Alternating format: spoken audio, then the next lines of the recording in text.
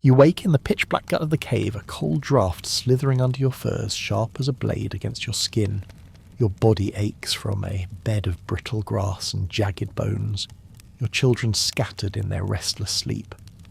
No sundial marks the hour, but the toddler's foot jammed against your cheek screams dawn. You shift and the crack of your spine, or maybe the cave floor sends a jolt through you, a reminder of the endless grind awaiting.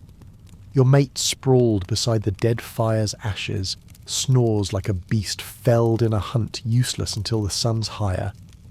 You're already behind the weight of survival, pressing like a stone on your chest. The cave hums with life too much life.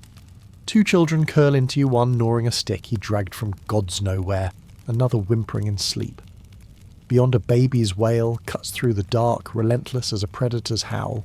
You rise careful not to rouse the chaos, but fail your eldest bolts upright, babbling for food in a tongue only hunger speaks. You grunt, go chew dirt, but he clings eyes wide with want. The cave mouth looms a shadowed maw that could hide a saber tooth or worse. You check it heart-pounding, then snatch your woven wrap from under the baby, now inexplicably heavier sprawled like a warlord claiming territory. No slow mornings here. Your feet hit the dirt and you're the tribe's pulse-fire food safety all on you. Your mate mutters about hunting a later, scratching himself with heroic nonchalance. You stifle a laugh bitter as frost. Outside, your youngest is already streaking naked toward the stream, a reckless blur. You sprint after, cursing the spirits that gave you this life. The cold bites the sky's grey promise of hardship looms, and you're late for everything. Welcome to the Paleolithic, where survival is a lover's cruel embrace and you're already dancing with it. Fire, humanity's fickle lover, is your burden at dawn. The pit lies cold, a circle of scorched stones mocking your exhaustion. You crouch, knees creaking like ancient branches, clutching sticks worn smooth by your blistered hands. No flint, no magic, just friction and fury. You rub wood against wood, whispering curses at the damp tinder, your breath a prayer to spark life from nothing. Your mate slumbers on, dreaming of mammoths he'll never catch, while you, the firekeeper, wrestle with the tribe's survival. A child whines nearby. Why is it taking so long? You snarl because the spirits hate us and keep grinding. Smoke curls, at last faint as a lover's promise. You lean in lips, brushing the fragile wisp, blowing gently as if coaxing a secret. A sneeze from behind nearly kills the effort your toddler, plotting chaos with a stick. But the flame catches small, defiant licking at the wood, like a predator tasting prey. You shield it from the wind, from your mate's clumsy shifting, piling fuel with care. Your hands burn raw from yesterday's embers, but you stack stones for cooking, dodging the children, circling like vultures. Fire isn't just warmth, it's life-boiling water, scaring off beasts, making this damp hellhole bearable. You feed it all day, a jealous beast that demands your soul. If it dies, so do you, so you guard it, as fierce daring the world to try you. The cave's fire sputters barely alive, and your children's whines for food cut sharper than any flint. You offer a handful of crushed nuts, their faces twisting like you've handed them betrayal on a stone. Meat one demands voice, shrill. You bite back a laugh, meet's a dream, unless the spirits send a miracle. So you do what you've always done, you forage. Slinging a woven grass basket over one shoulder, you hoist the baby onto your hip, her tiny hands clutching your furs. The wild awaits a tangle of promise and poison beyond the cave's mouth. You step out the cold earth, kissing your calloused feet, eyes scanning for anything that won't kill. The forest is no friend. Wild onions hide in the dirt, their sharp scent a faint hope. Dandelion greens bitter but safey go into the basket. Berries gleam red, tempting, but you've seen what the wrong ones do. Cousin Thog's 14-hour visions taught you well. You pluck only the familiar, your fingers stained with juice and caution. A fat grub wriggles under a log. You hesitate, then toss it in protein for the desperate. Every step is a gamble, nature's unlabelled bounty mocking your hunger. Back at the cave, you smash roots with a rock, the rhythm a grim song of survival. Herbs scavenged from a thorny patch mask the rot of a half-spoiled fruit you salvaged. You stir with a stick heated over the fire and pray it's edible. The kids eat with grubby fingers, gagging but swallowing. Someone drops the bark bowl in the dirt, demanding more. You sigh, already dreading the next trip to the creek's thorny grocery. breakfast is gritty like your life, but it's yours. Your children are chaos wrapped in skin, tiny storms with no regard for your sanity. You're not just their mother, you're their shield healer and keeper of fleeting calm in a world that chews up the careless. The tribe offers no babysitters, no reprieve, just dirt and danger. Your youngest clings to your breast, suckling with fierce demand, while the middle one tries to shove a lizard in her mouth, giggling at the squirm. The eldest has vanished again, likely hurling rocks at bees, his distant scream a familiar alarm. You scan the horizon, heart lurching as you grind roots to mush with a flat stone, your arm aching from the weight of a squirming toddler. Multitasking is your curse. One hand cradles the baby, the other scrapes bark for flavour, your back bent into a permanent ache from years of this dance. Toys a stick and a rock if they're lucky. Entertainment. Your every grimace or grunt mimicked with shrieks or tears. Focus is a luxury, turn away, and a child's toddling into the fire or smearing dung on your food pile. Discipline is your voice sharp as a blade and a raised eyebrow that could fell a boar. Put that down or the wolves get you. You growl a threat worn thin by love. They're sticky loud and yours learning to survive in a world that hungers for them. You catch the eldest returning grinning, a bruise blooming on his cheek. You scold, but your heart softens. He's alive and that's victory enough for today. Your cave is no sanctuary, but a dank pit of mud smoke and whispers of rot that cling like unwelcome lovers. You, the unseen force, must tame it, turning filth into fragile order. No broom graces your hands, just a bundle of twigs bound with sinew and spite, sweeping the floor in futile strokes. Dirt shifts, smirking as it resettles, while yesterday's ashes mock your efforts. Drop something, it's gone swallowed by the earth or claimed by a rodent you never invited. Laundry calls next, hauling blood-caked hides to the icy stream, pounding them against rocks with raw knuckles, sand your only soap. A boar's grunt echoes nearby. You freeze, heart slam in, praying it doesn't charge mid-scrub. Waste. Go elsewhere, you hiss at the tribe, far enough to evade the stench, but close to dodge predators. A child ignores it and you wield a stick in stern warning gestures sharp as claws. Hygiene's a communal war clean, meaning no visible vermin crawling your skin. You scrub with instinct, not knowledge. Germ theory is a distant dream. If a neighbour's hut reeks and bodies drop, you drag your furs away, burning herbs in desperate ritual. Their acrid smoke a shield against unseen doom. No one praises your toil. It's invisible until absent. Then complaints flood. Why the droppings? The water tastes of death. You bite your tongue, scrubbing harder, knowing cleanliness isn't piety. It's the thin veil between life and a parasite's embrace. Your hands bleed, but you persist, a silent guardian in this muddy hell. Dinner's no feast, but a desperate alchemy of what won't spoil or strike back. You either scraps, a sliver of meat from yesterday's hunt, flies buzzing like jealous suitors, or roots unearthed with blistered fingers. No pots, no pans, just fire's hungry maw, and a flat rock scarred by flames. You skewer meat on a stick, waving it near the coals, praying it chars without tumbling into ash. One child helps poking with a twig, while another wails over a frog-like mushroom. Your mate sharpens his spear, grunting. Don't burn it as if his words weave spells. You mash tubers with stones, scraping bark for faint flavour. Stuffing leaves around the meat, a trick born from charred failures, the greens steaming it even. Boiling's a gamble, an animal stomach pouch sloshing over the fire, filling the cave with soggy ambition's reek. Presentation laughable, slopped on bark slabs handed to greedy palms around the flames. They devour like starved wolves, silence a rare victory, a gag ignored. Seconds catch your own, you snap, hiding the ache of scarcity. Cooking's no art, it's war against hunger, a visceral grind where warmth and chewability crown you hero. Interruptions sting a child's cry, a mate's demand, but you stir on the fire's heat, mirroring the fire in your veins, survival's savage kiss. After the morning's frenzy, foraging's thorns still pricking your palms, children's cries echoing like distant thunder, you crave a breath, but the wild won't grant it. Instead, tribal bonds pull you into the circle of women, a ritual of shared burdens and subtle knives. You join them under the shade of ancient oaks, grinding seeds with stones that bite your fingers sorting greens while eyeing whose child devours mud without shame. It's no idle chatter. This is survival's whisper therapy laced with strategy.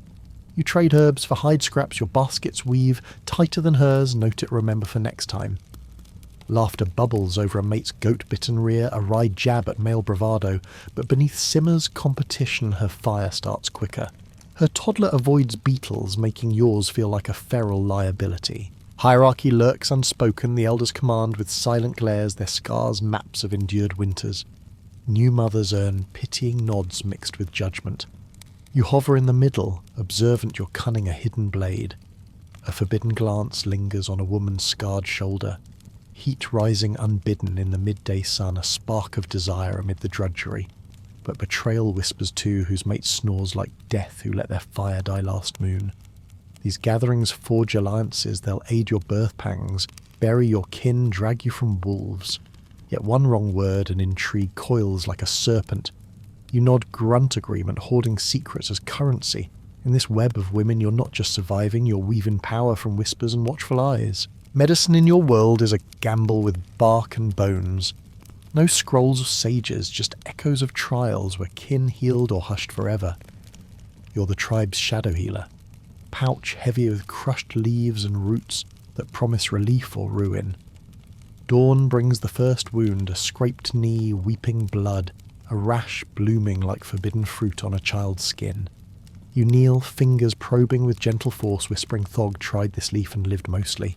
Herbs unfurl their secrets, willow bark for fever's fire mushrooms, for wounds that fester. Mix too strong and visions dance like spirits, too weak and pain claims victory. A spider's bite swells a toe to grotesque purple.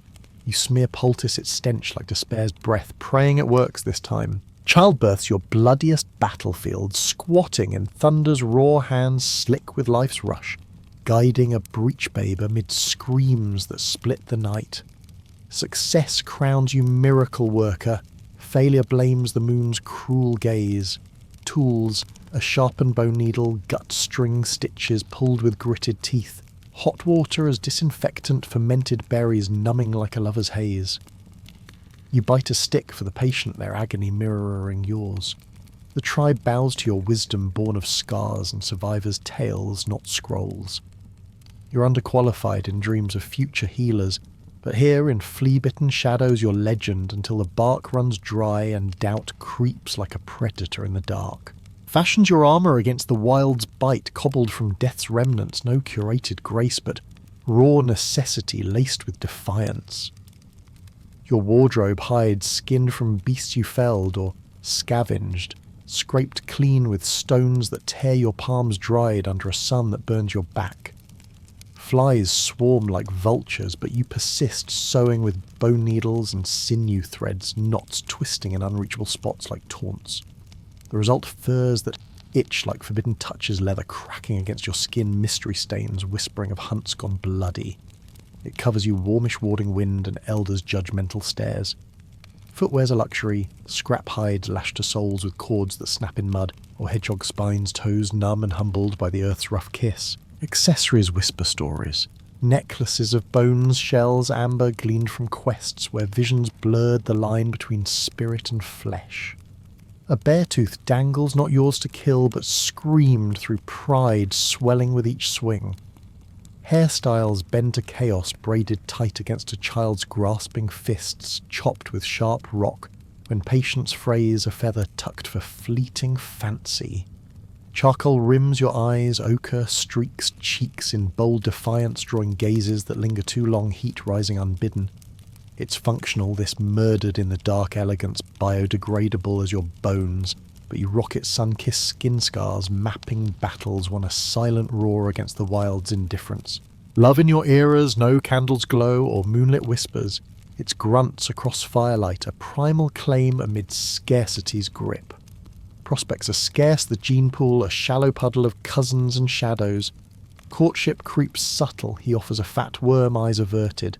You feign ore heat stirring beneath furs. Pebbles clatter near you, at gatherings you stay, message clear. I see you, stone wielder. He approaches with gifts, meets chunk, shiny rock, if bold both. You nod, sealing the bond in minutes, no eyes meeting hearts pounding like distant drums.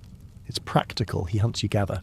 He brags of boars you counter with children kept alive on roots and raw will. Respect blooms in shared grunts, firewood halls ignoring each other's earthy scents by the hearth. Affection's low-key fire yielding the dry firside, sparing your weaving mat, hauling water unasked.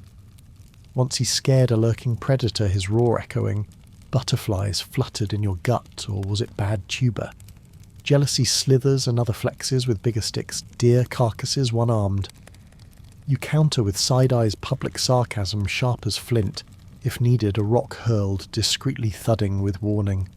No poetry, no Bloom's writings, unborn but loyalty, forges in mud and mutual weariness. He shares the last bite, your fingers brushing spark, igniting like forbidden embers. It's unglamorous, real a bond of exhaustion and warmth, and in the dark his touch lingers a savage promise. You dream of a peaceful dawn, just roots to dig siblings, petty squabbles. No blood spilled, but the wild laugh sending wolves or bears or those ridge-crossing neighbours who accidentally torch your berries. You're no mere homemaker, you're the unseen sentinel spearless, for those are men's toys wielded only after fangs sink deep. Your arsenal's cunning, a pointed stick honed in secret, a hefty rock fitting your palm like a lover's hand, you stare dead as winter, piercing threats before they pounce. Leopards don't knock, they prowl when your arms overflow with squishy burdens. A snarl echoes you snatch a child, shout defiance voice, a thunder that masks your terror. Sometimes they flee, other times they snatch your stash, vanishing like ghosts with furry grins. A rock-hurled true strategy's savage kiss. Neighbours sting worse, no claws, but glares like daggers, accidental hunts encroaching your waters, or a mate's wandering eye sparking weirdness. Tensions brew like spoiled stew, class whispers of lords' distant cruelties fueling quiet rebellion. When it boils, you gather not for talk, but yells, chests thumped, skins compared for moth bites. A stick flies, blood blooms, everyone retreats victorious in confusion. The line blurs beast or kin, you stand mud-caked, baby, clutched club, ready thinking. One more theft of my berries and sanity shatters. Vigilance is your blade survival's grim embrace, and this is just Tuesday. In a realm where weather devours, beasts stalk and mushrooms betray, you bargain with shadows unseen. Spirituality's your anchor, born of fear's grip and hope's flicker. By firelight you women huddle herbs, burning like scorched feet, smoke stinging eyes, divine tears close enough. You chant hum grunt in rhythm, spirits perhaps listening or just the haze blurring doubt. Rituals weave the unknown birth demands, ochre smeared on dirt whispers to a deer skull. Hunts call naked dances around embers, feet blistering in mimicry of pain's dance. A child's fever, crushed leaves on brow, prayers to bird-like rocks. Superstition your manual in medicine's void. Rock paintings are your eternal scream minerals, crushed with spit fingers smearing life's chaos. Handprints defying time, mammoths fleeing stick figures battling bears. Abstract survival for spirits heirs or mud-smeared young. Every stroke shouts I endured fort-fed kin glimpsed the veil. No formal gods, but in fire's dance and cave's gloom its sacred whispers of forest spirits luring the starved, cursed relics under earth-stirring intrigue. You paint because breath demands it, legacy in ochre, a subtle supernatural thread amplifying human grit without eclipsing it. Death's no stranger, slipping in on fever's whisper, a fall's crack or fang's swift pierce it claims, without courtesy mid-fire's spark or foraging's toil. You feel it first in your chest and not twisting as a cry fades to silence. The tribe gathers not in frenzy but hushed resignation, hands calloused from burials past. No priest, no grand rites, just ancestral echoes clean the body, honour the spark release without shattering. You wash them gentle furs soaked in stream's chill wrapping, in hides that once warmed your bed. Adorn with shells ochre smeared on brow like a lover's mark, a flower, if the wild yields one small gesture's bridging corpse and cherished kin. Burial bows to earth, soft soil's mercy, or rock's cold cradle. Winter demands fire's hush crackling low as voices murmur or fall silent. Children squirm, elders gaze into flames, chasing laughs lost to wind. Grief lingers, thief of appetite, seeding memories. Weird fruits, shared roots, tripped over, blamed on spirits. Life surges on you, forage, mend, scold mammoths indifferent to your tears, rain uncaring. But night's flicker brings whispers of their name, ensuring spirits hear and perhaps a forbidden echo, answers stirring supernatural chill in the cave's dark heart. Sun dips fires roar to life, and magic stirs in the cave's smoky veil. Bellies groan, foolish children, finally still, mostly a night's vast dark unfurls mysteries. Storytelling blooms, not luxury, but necessity's cloak, veiling cold hunger mortality in tale's warm grip. You claim your fireside perch, not centre, that's elders survivors of winter's defying odds, but near ready to correct snake thunderstorm slips. Your voice weaves with ancestors, blending truths, feats exaggerations to hold the young wrapped. You spin hunts teetering on doom, but triumphant a woman, outrunning a bear, barefoot belly swollen with life. River spirits shifting to birds, warning floods with eerie calls. Stories cloak lessons. Toddlers shun wandering via cave ghost tales, snatching the loud. Men conserve arrows, recalling an idiot mammoth Miss Elkpeed. Wide-eyed faces flicker in firelight, this their school history etched in memory's rhythm, your knee-creaking boar charge act. Tales, morph myths, roaring blaze, shadowed dreams, birthing gods, heroes, star movers, past as truth carved in bone ochre on walls mother-to-child whispers. You don't merely endure, you etch legacy hardship to legend names echoing beyond teeth time caves' chill stones. In Dark's embrace, stories are your true inheritance. Picture a cave woman and fools conjure cartoons unibrowed brute in leopard scraps, club-dragging, grunting sidekick while a mate wields invention and fires glory. Primitive decoration, dim and helpless. But truth's a blade slicing backward, you weren't sidelined. You were the spine holding tribes erect. Medics brewing bark against tooth's agony. Foragers turning scarcity to sustenance with cunning roots and mushrooms, ignoring the rabbit-spearing failures of boastful men. Shelter weavers, child shapers, memory keepers, whispering warnings by flames that debunked romantic nights for blooded hunger. No textbooks bore your name, but you were the lore hands teaching survival stories, etching resilience. Beauty sun-seared skin, braids threaded with bones and shells, tattoos of soot and berries marking defiance feet, bare on riverbeds, hips burdened with child and wood. No monuments, no armies, your legacy's fingerprints in cave art tools worn by endless grip burials tender with ceremony. You bled monthly amid predators birthed by dung fires, scrubbed rocks without applause. Forget bearded heroes, you tanned hides, carried flames, sharpened sticks for the first bedtime myth. Congrats on surviving raids, pity the frostbite, but you loved fiercely, fought brutally, lived defiantly. Your legacy isn't flashy, it's the bedrock unyielding as the caves you claimed. Misunderstood for history favours swords over hearths, but you organise chaos with quiet savagery, passion fueling forages, violence in defence of kin, intrigue in tribal whispers. Empowered voices rose from margins, women as cunning leaders rebels against patriarchal shadows, turning survival to rebellion's spark. They fought loved bled humans, stubborn as ever, debunking chivalric illusions for raw truth.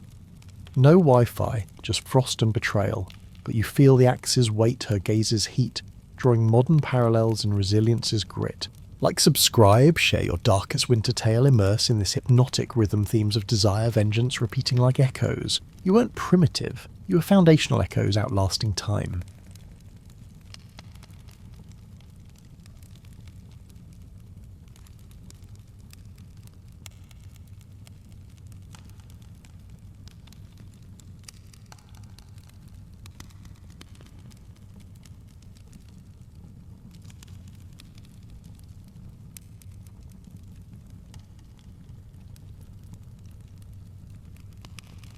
Long before cannons thunder or muskets blaze in hunts, blending need and spectacle a bond formed between human and raptor, fierce as forbidden desire. Falconry taming birds of prey to snatch game from skies transcended sport in medieval shadows. It was patience's right, status's emblem nature's savage might leash to wrist. Roots delve deep, perhaps 2000 BCE in Mesopotamia or Mongolia's windswept plains, but by Europe's medieval bloom it rooted firm via crusades, Islamic whispers exotic as a lover's secret. Nobles embraced it not as whim but distinction's mark. If a hawk perches your glove, you're not merely rich but refined with leisure to nurture its wild heart. Peasants dared not. Birds cost fortunes, training a torment of time. Laws etched the chasm asurf with falcon-faced lash, or worse brutality underscoring class's iron grip. Yet intimacy lured beyond power, daily dances of trust, subtle signals a predator unbound yet returning.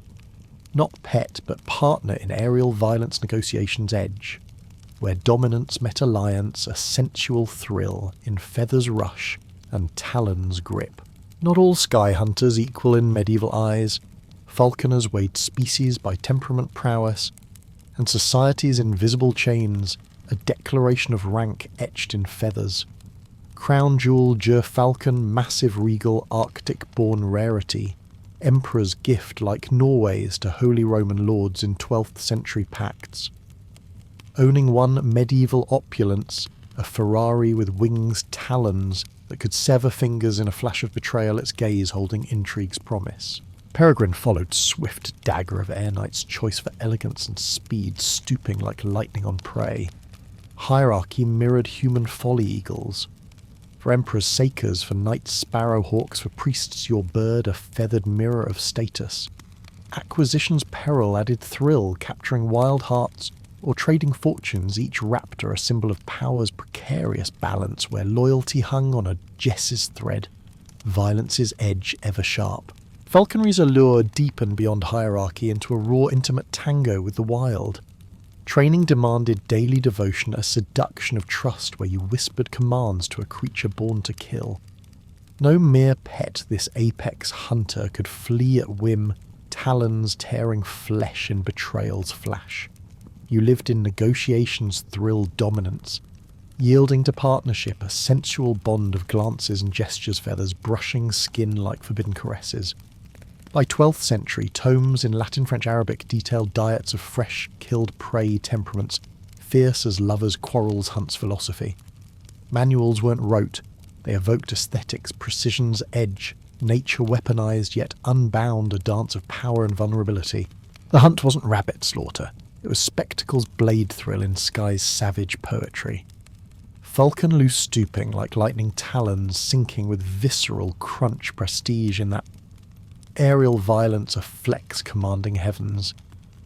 Eurysped felt the rushbird's return, a loyalty forged in blood and wind, intrigue in its wild eyes, promising betrayal or bond.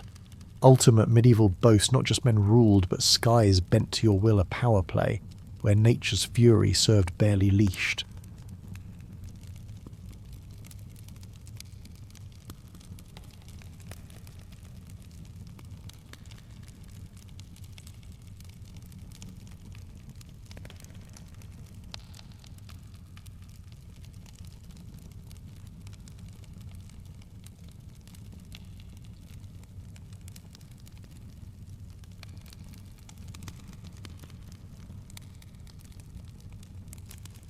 In 1138, amid Kurdistan's rugged peaks, a boy named Yusuf entered a world of fractured empires and holy wars, destined to become Saladin the Lion who clawed unity from chaos.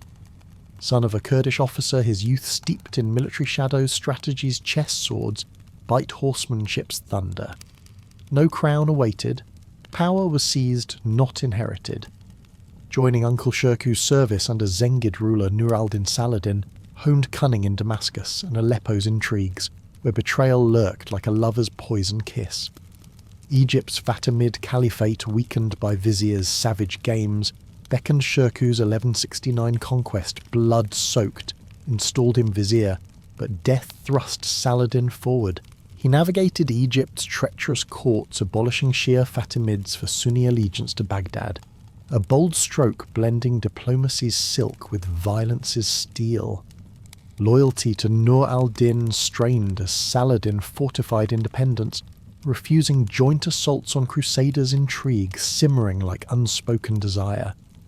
By Nur al-Din's 1174 death, Saladin stood poised, not just warrior, but visionary unifier his rise, a tapestry of mercy might and moral fire against fragmentation's curse. Nur al-Din's death unleashed rivals' fangs. His heir a childland splintered like shattered bone. Saladin, Egypt's sultan, claimed guardianship, not through blood's claim, but jihad's righteous flame, a calculated mercy, veiling ambition's edge. Damascus yielded swiftly, but Aleppo resisted kin wielding daggers of betrayal. Where lesser men spilled vengeance's rivers, Saladin wove legitimacy's web, courting people's hearts with justice's allure.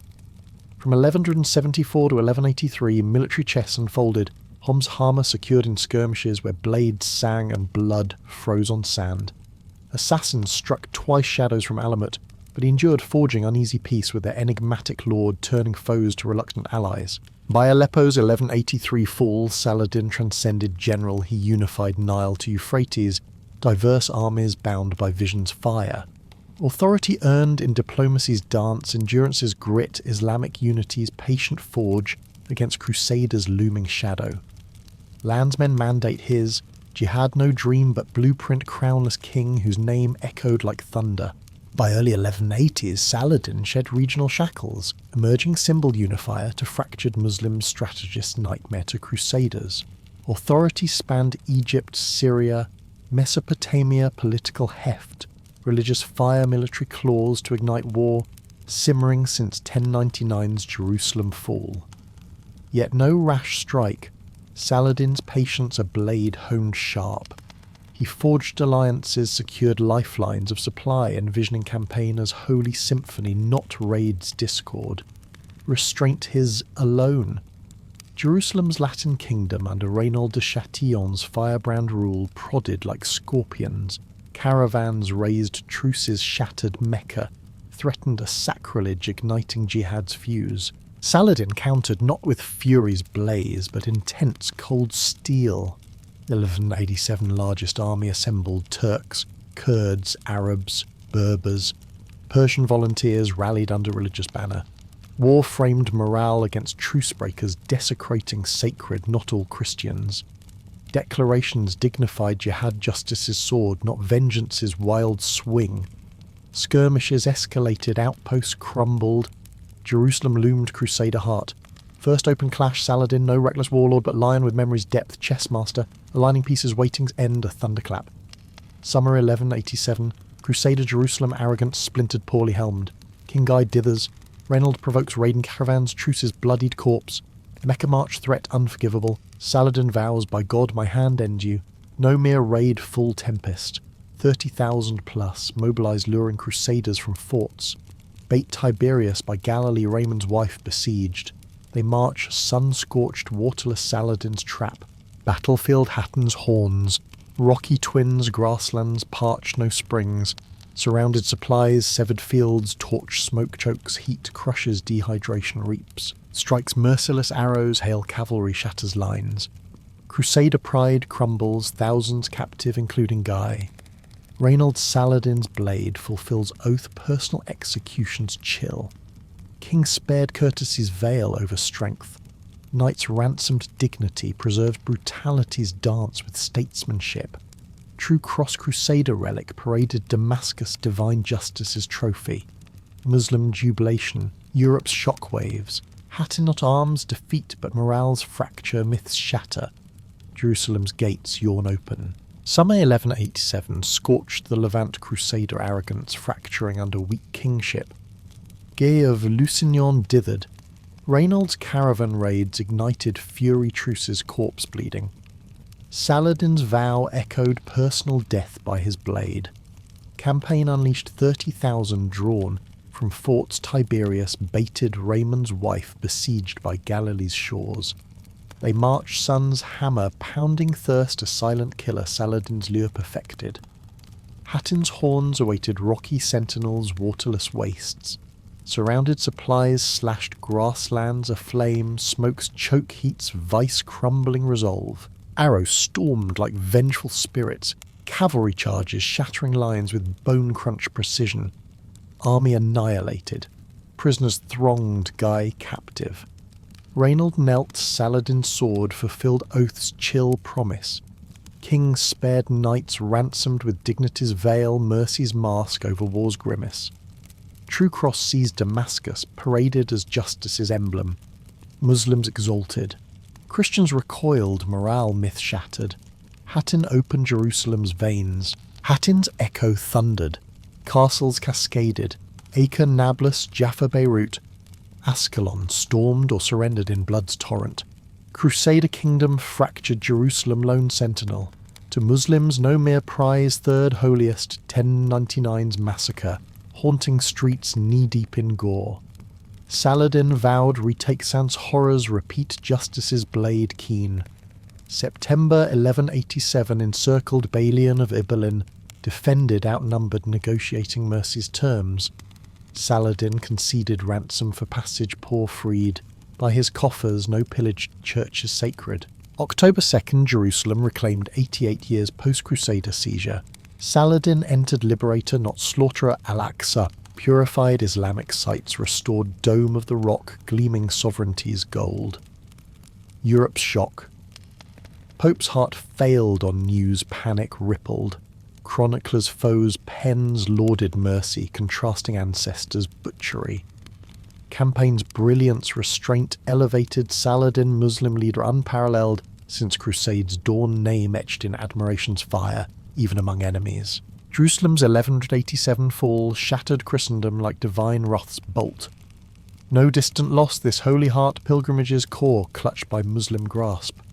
Kings humiliated, outraged. Pope Gregory VIII's bull Audita Tremendi summoned crusade anew, not by lords or zealots, but monarch's might. Response thundered England's Richard Lionheart, France's Philip II. Holy Romans Frederick Barbarossa vowed cross. Third Crusade birthed vengeance, glory, redemption's firestorm. Saladin target braced coast, fortified routes secured, armies stocked. These no mere knights rulers with coffers, deep soldiers, elite generals cunning. Barbarossa drowned en route, armies scattering like leaves. Richard Philip pressed seizing Acre, 1191, in siege's gore.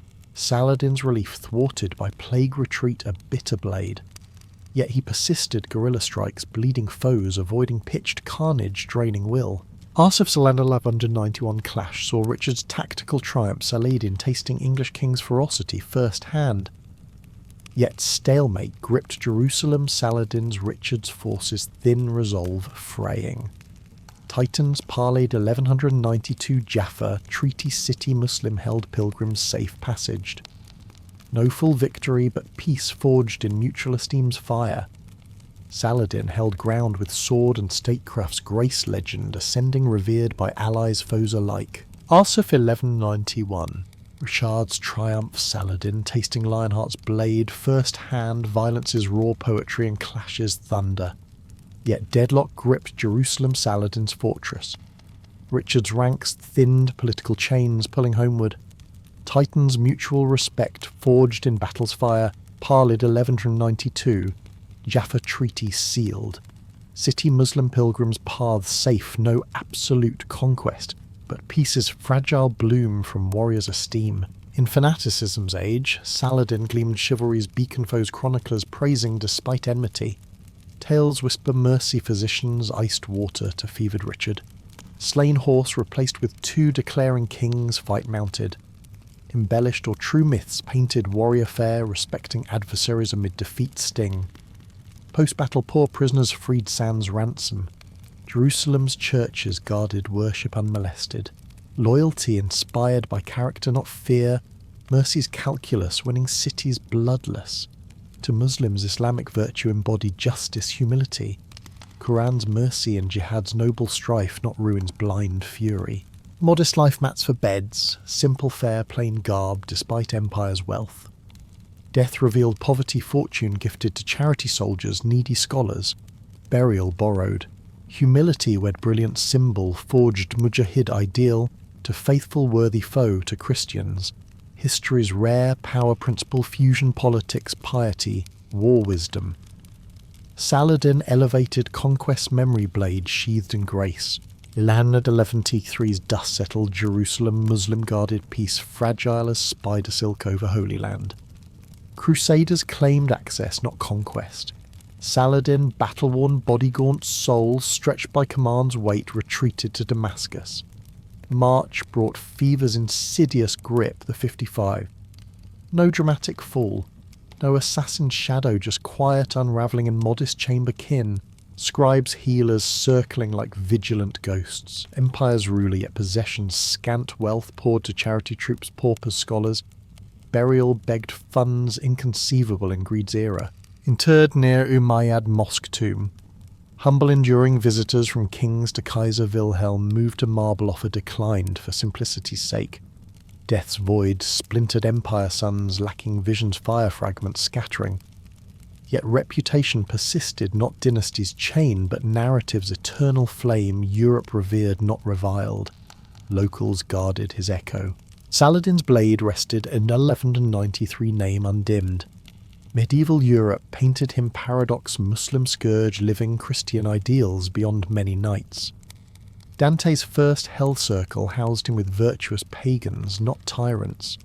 West's all-worthy rival, Muslim's righteous helm evoked by modern voices, politicians, preachers, poets. Life no mere ascent, but power's principled blueprint wielded with purpose, justice's edge sharp. Sword-sheathed legacy roared unifier, merciful conqueror chivalry's Muslim face in Crusade's bloodied annals.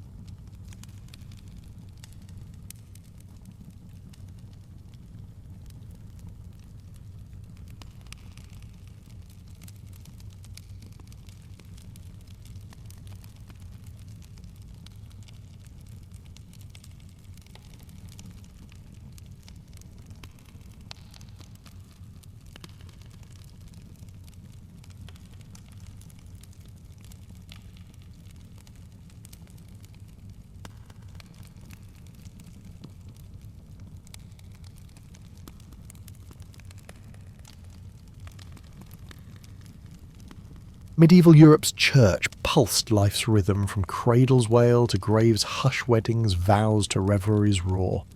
Lent's stark vigil, 40 days fasting, meat, dairy eggs demanded austerity's blade prayers, fire, self-denial's chill.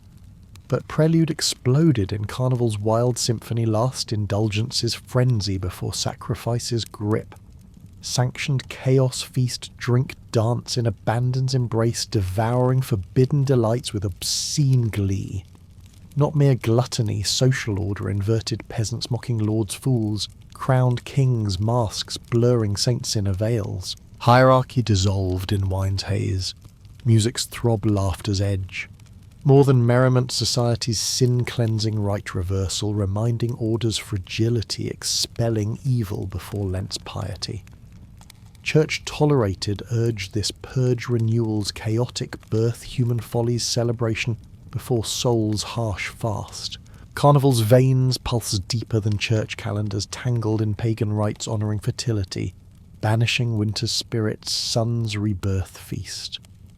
Christianity absorbed transformed wild excess, timed pre-Lent pagan chaos, Christian ritual. Names whisper, carnavaler meets farewell signal of strict season's dawn. Medieval Europe flavoured local Venice's masked balls. Mysteries veil and disguises intrigue. Germany's parades, costumes, chasing winter ghosts. France's dances, wild men in leaves, feathers, barefoot mocking norms with primal roar. Constant orders, suspension peasant as noble fools, ruling poor, ridiculing rich sans lash. Church's reversal sanction, pressure valve tensions released lest rebellion ignite. Darker hues, crude humour violence, ritualised blood spilling in sanctioned frenzy. By Middle Ages, pre-Lent fixture appeal bridging classes in shared sins purge before penitence's sober dawn. Carnival's mystique bloomed in masks and costumes madness. Weeks crafting disguises, morphing folk into beasts, demons, saints, folklore, phantoms. Not adornment, these veils transformed shedding identities for chaos's freedom. Anonymity's spell-breaking barriers like forbidden desires whisper. Peasant as lord, wife mocking husband, clergy, parodied sans retribution's blade reversals, core hierarchies shatter. Costumes grotesque, whimsical, bell-stitched robes, animal heads, oversized faces painted unnatural hues. Wild men stormed streets, leaf-clad, skinned, feathered nature's untamed echo beneath civility's skin. Performance-pulsed processions mocked clergy, nobility, and caricatures, dancers, musicians, actors weaving reversal's tapestry. Fools' feasts crowned peasants, ridiculing superiors in open satire's sting. Theatricality, symbolic masks confronted fears, frustrations, desires socially veiled. Church's tie complex endorsed prelude, wary excesses, yet recognised chaos's purge for Lent's renewal. In masks' wild laughter, medieval Europe escaped momentarily fragility of power laid bare till Ash Wednesday's dawn. Carnival crowned indulgence, feasting, drinking's wild rite pre-Lent's austerity. 40 days shunning meat, dairy, eggs, butter, but festival piled taboos high devoured in gluttony's frenzy. Ritual, not greed, cooks, bakers, birth delights, meat, egg, pies, spiced cakes, wines flowing. Town squares banqueted, poor rich mingling in abundance's shared thrill. King cake, iconic pastry hiding bean figurine finder, crowned festivity's monarch. Playful reversals nod, enduring from New Orleans to Europe. Alcohol-starred herbs, spiced ales meads, masking roughness revellers, deep drinking, night dancing, singing. Taverns overflowed authorities wrestling disorder brawls, indecency riots chronicled in amusement horror's mix. Nobles masked mingling classes, blurring lines further. Excesses prepared body-spirit indulgence, cleansed sin weakness, casting earthly cares for spiritual dawn. Communal bond life's folly, celebrated pre-fast. Plates emptied, mugs drained, party's end, loomed Lent solemnity waiting. Church's carnival embrace, puzzled festivals, drink-fueled mockery. Lewd jabs at clergy's sanctity, yet calendar's essential worldly binge pre-Lent's solemn veil. Attitude, pragmatic chaoses controlled vent tensions, purged lest rebellion's fire ignite. Clergy joined warily, minor priests fool kings, absurdity's license, symbolising God's humility, no one folly immune. Limits imposed edicts curbing violence, blasphemy, immorality's lure. Bishops decried dances, plays as evil's temptation souls astray led. Yet suppression faltered popular flames, unquenchable balance walked indulgence control condemnation's rare full halts. Theologically penance proxy sins temporary forgiven in Lent's purge. Human flaws nod mercy restored balance. Paradox embodied discipline demanding faith, rooted forgiveness imperfection's grace. Uneasy hold revealed spiritual renewal's chaos, need piety's wild prelude. Carnival's infamy peaked in Feast of Fools' order, inverted world inside out spun. Not feasts alone, mockery's festival satires, blade reversals, chaos. Lowly churchfolk clerics, choir boys, officials, mock-elevated, bishop, pope, crowned parodies presiding. Ridiculous sermons, bawdy songs, plays stabbing institution's heart. Clear satire spared none humility's virtue, pierced power's veil. Beyond clergy communities, satire staged peasants, nobled rulers mocked costumes, lampooning clergy monarchy. Dangerous truth to power in peril's era, carnival's window license criticisms raw. Psychological, social depth frustrations vented hierarchy's rigidity, eased cohesion, maintained sons' rebellion's blood. Controversial authorities' suspicious irreverence condemned disorder's fear, banned tamed in places Renaissance Reformation's shift. Spirit endured customs, evolving satire's legacy and comedy's bite. Fool's Feast unveiled medieval flexibility, laughter at self-rulers enduring tradition's echo. Carnival throbbed sensory storm streets, squares, marketplaces, erupting music, dance, spectacles, wild symphony, ordinary realms, theatrical stages. Musicians, vital drummers, thunder fiddlers, wail, flutists, pipers from churchyards, taverns, luring all to revelry's grip. Tunes bawdy ballads to jigs frenzy, teasing, titillating. Infectious crowds circling dancing pairs, impromptu. Dances exuberant, chaotic, choreographed patterns mimicking seasons, turn orders inversion. Free-for-alls, stomping, spinning, laughing joy's frenzy. parade's centrepiece floats grotesque mythical caricatured dignitaries rolling ox-horse-pulled jesters, acrobats, tricking, joking, spectacle, commentary, entertainment, absurdities mirror. Venice elevated, masked balls, public blurs, classes, genders, realities, nobles, servants, dancing men, women, flirting strangers, canals, echoing laughter song, deep night, deeper spiritual renewal, transformation. Old grievances shed new beginnings, promised winter to spring, Lent to Easter. Moralists decried lewdness, but music dance endured heartbeats, celebrating contradictions, order, chaos, piety, pleasure, restraint, release. Carnival's laughter veiled violent chaos's edge masks, costumes anonymity, unleashing impulses dark as forbidden nights. Playful mischief spiraled brutal chroniclers' tales, drunken brawls, riots, disorder, streets grip.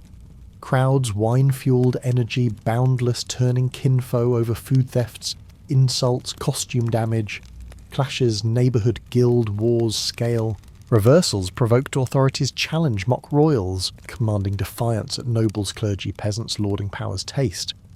Generally tolerated, but resentment brewed reprisals post-mask. Authorities overwhelmed guards, watchmen outnumbered regulations limiting hours, costumes, weapons. Spotty enforced blind eyes turned suppression, risked unrests blaze. Joy-danger mix, pressure valve frustrations released controlled rebellion averted. Anonymity protected emboldened rules suspended thrill. Reflected medieval contradictions, hierarchies rigid yet upheavals need. Chaos masked vital communities, survival reset, yearly ritual. Middle Ages waned to Renaissance's dawn. Reformation's iron carnival tamed authorities, clamped excesses, regulated, sanitized, sometimes banned in piety's name. Yet unvanquished evolved cultural religious shifts tide. Venice aristocratized masked balls, processions, prestige's veil. Rural folk preserved reversals, feasts, jesting, local simplicity's grip. Darker shadows loomed, anonymity's blade cut deep impulses, unleashed violence, ritualized brawls, bloodied riots, chaos-born. Masks hid emboldened sayings, doings yearly. Forbidden sexual innuendos whisper, excess drinking's raw disorder expected, tolerated. Regulations hand edicts curbed, but spirit endured pressure valve, vital tensions diffused, rebellion averted. Anonymity's double-edged protections shield accountability's void space rules bent. Medieval society's mirror hierarchies strict upheaval, occasional need recognized. Carnival's flame unextinguished echoes, global Mardi Gras parades. Color New Orleans, Venice, masks mystery. Brazil streets revelry, roots medieval, pre-Lent explosion, indulgence piety's dance.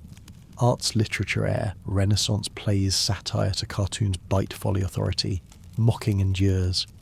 Lessons profound, order chaos, balance societies, tension manage, dissatisfaction express, renew ritual rebellion.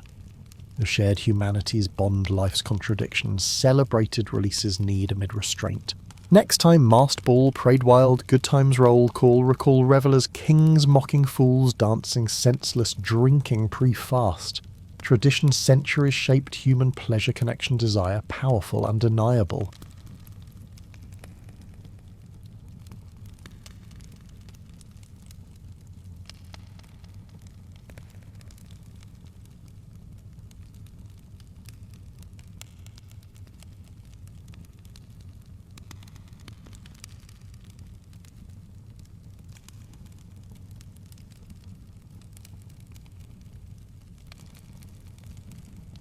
Picture yourself in a medieval village, the air thick with the scent of wood smoke and damp earth, as you wonder how anyone found love in a world of muddy boots and arranged marriages. Forget the candlelit dinners and dating apps of today. In the Middle Ages, romance was a battlefield of practicality where hearts were bartered like sacks of grain. You're not swiping right or crafting flirty texts. You're dodging plagues, dowries, and nosy chaperones who'd sooner report you to the priest than let you steal a glance at the miller's daughter. It's a time when love was less about butterflies and more about who owned the healthiest cow or the least leaky roof. Welcome to dating in the 1300s, where the stakes were high, the humour was dry, and the idea of playing the field meant negotiating livestock with your future in-laws. Now settle in dim, the lights maybe crack a window for that soft evening breeze, and let's dive into a world where courtship was as awkward as a 2 a.m. Text, but twice as complicated. If you're enjoying this journey, give a nod to the stars above and maybe tell me where you're listening from or what time it is. Are you tucked in bed at midnight or sipping tea at dawn? Either way, you're here, and that's what counts.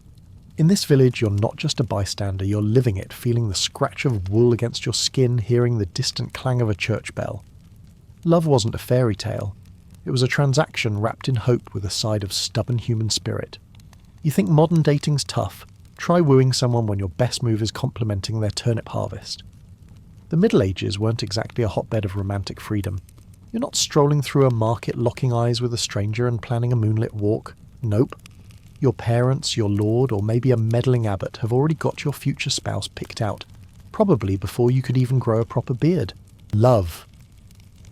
That's a luxury, like a warm bath or a day without fleas. The goal was survival and alliances and enough goats to keep the family fed. For nobles, betrothals were sealed in childhood, tying your fate to a stranger's for the sake of a fiefdom or a fancy title.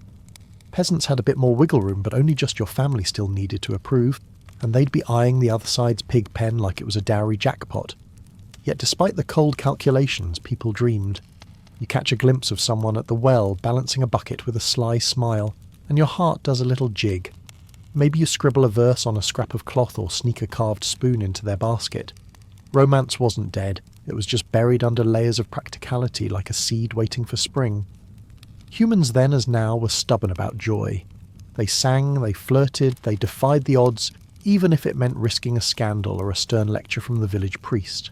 So as you drift into this tale, imagine yourself there navigating a world where love was a gamble, but one worth taking, ready for more. The next part's coming, and it's got all the gritty details of how marriages were made. Stay tuned and keep those stars in sight. You're back in the medieval village, the air buzzing with the low hum of gossip and the clatter of cartwheels on cobblestone. You've got your eye on someone, maybe it's the way they swing a scythe, or the glint in their eye when they barter at the market. But before you start dreaming of stolen kisses by the haystack, let's get one thing straight in the Middle Ages. Your love life isn't yours to steer. It's in the hands of your parents, your lord, or some cranky uncle who's got a grudge and a ledger. Arranged marriages and betrothals were the name of the game, and they were about as romantic as a tax audit. Buckle up, because you're about to learn how your future was decided over a tankard of ale and a handshake that smelled faintly of sheep. If you're a noble, your fate was probably sealed before you could say chainmail. Picture yourself as a kid, barely tall enough to reach the banquet table, when your parents betroth you to some distant lord's daughter. You won't meet her until the wedding day, and when you do, it's less love at first sight and more hope. She doesn't hate my face. The deal's about land titles and keeping the family name shiny. Think of it as a medieval merger with you as the fine print. You're not picking a soulmate, you're securing a dynasty. The ceremony's grand, sure, with trumpets and velvet, but it's also a contract signed in front of a priest who's muttering Latin like he's got somewhere better to be. You nod, you smile, and you pray your new spouse doesn't snore like a boar. For peasants, things were a touch less formal, but don't get too excited. You're still not running off into the sunset. Your family's got a say, and they're not swooning over your crush's dreamy eyes. They're counting her family's chickens. You might fancy the baker's son, but if his dad's got no land and a reputation for burning bread, your parents are already eyeing the miller's kid who's got a decent goat and a roof that doesn't drip. Courtship's less about candlelight and more about proving you're a good investment. You show up with a sturdy plough or a sack of barley, and if the families agree, you're practically engaged. The good news, you might get a say. Maybe even a quick chat by the well to see if you can stand each other. The bad news, love's a bonus, not the goal survival is. Still, there's a spark of humanity in all this. You're human after all, and humans are messy. Maybe you sneak a glance at your betrothed during the village feast, noticing the way they laugh at a bad joke. Maybe you slip them a wildflower tucked into a loaf of bread and they blush. These moments, fleeting as they are, keep the heart beating. The system's rigid, but people bend it where they can, whispered promises, stolen glances. A quiet hope that maybe, just maybe, you'll grow to love the person you're stuck with. As you drift through this tale, imagine the weight of those expectations, the itch of wool, the flicker of a hearth. Up next, we'll dive into the gritty world of peasant courtship, where romance means splitting firewood together. Keep listening, and let the night carry you. You're trudging through a medieval village, mud squelching under your worn boots, the air sharp with the tang of livestock and fresh-baked bread. You've got a spark for someone, maybe the weaver's daughter, who's got a quick laugh and a knack for untangling wool. But this isn't a world of moonlit serenades or sneaky texts.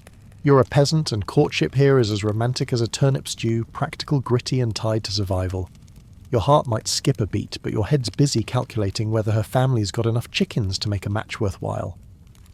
Welcome to the rough and tumble reality of peasant romance, where love's a luxury and a good harvest is the real dream. As you settle into this tale, maybe with a fan humming softly, or the night air drifting through your window, imagine yourself in the thick of it, your hands calloused from ploughing your tunic patched from last year's mishaps. If you're vibing with this, give a shout in your head to the village well, where gossip flows faster than water. Tell me, where are you tuning in from? Is it late with crickets chirping, or early with coffee steaming? Either way, you're here, living this medieval grind. Courtship for folks like you isn't about grand gestures, it's about proving you can pull your weight. You're not wooing with roses, you're showing up with a sturdy rake or a basket of eggs that says, "I'm not a total disaster." Your family's got their eyes peeled, sizing up your crusher's kin. They're not fussed about your fluttering heart. They want a dowry, even if it's just a scrawny goat or a pile of lumpy blankets. You might get a chance to chat while hauling water or mending a fence, but don't expect privacy. Your nosy cousin's lurking ready to tattle if you linger too long. Still, there's charm in the simplicity. You notice how she handles a sickle with confidence, or how he doesn't flinch when a pig charges. You swap small gifts, a carved wooden peg, a handful of wild berries, and it feels like a secret even if the whole village knows. The goal's a partnership, someone to share the back-breaking days and the long winters, maybe even a laugh when the roof leaks again. But don't mistake it for cold calculation. There's warmth here, stubborn and human. You catch her eye across the market, and for a moment the world's just you two, not the cows or the dowry. You dream of a shared hearth, even if it's just a smoky hut with a lumpy straw bed. Peasants didn't have time for poetry, but they had heart enough to build a life from scraps. As you drift through this story, feel the weight of a pitchfork, the chill of dawn. Next up, we'll see how nobles turned marriage into a high-stakes chess game. Keep those stars in view and let's keep going. You're standing in a draughty stone castle, the walls echoing with the clink of goblets and the low murmur of scheming lords. The scent of roasted venison and beeswax candles fills the air, but romance that's as rare as a sunny day in February. You're a noble, and your marriage isn't about love, it's a transaction. A deal brokered over parchment and power. Forget soulmates. You're here to secure borders, boost your family's clout, or snag a juicy estate. Your heart might yearn for the bard's daughter with her sly grin and lute-strumming fingers, but your future's already been sold to a stranger for a few acres and a fancy title. Welcome to the cutthroat world of noble marriages, where vows are contracts and love's just a footnote. Picture yourself wrapped in velvet, the weight of a gold chain pressing against your chest as you navigate this high-stakes game. If you're into this vibe, give a mental nod to the flickering torches, and maybe let me know where you're chilling, curled up at midnight or sneaking a listen during lunch. The medieval elite didn't mess around with courtship. Your betrothal was likely set when you were still tripping over your own feet, tying you to some duke's heir you've never met. The deal's about land alliances or settling an old feud. Your feelings are as relevant as last week's feast scraps. Your parents haggle over dowries like they're at a market stall trading Field's coin or even a castle or two. You're not a person. You're a walking treaty, and the wedding's just the ink drying. On the big day, you're decked out in silks, paraded before a crowd of vassals and a priest who's more interested in the wine than your vows. You meet your spouse, maybe they're kind, maybe they've got a stare colder than a dungeon wall.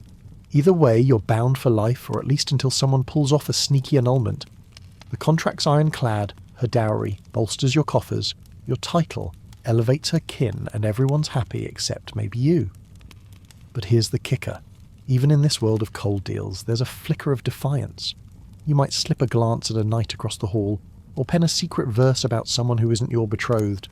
Nobles were human after all, and humans sneak hope into the cracks of even the stoniest plans.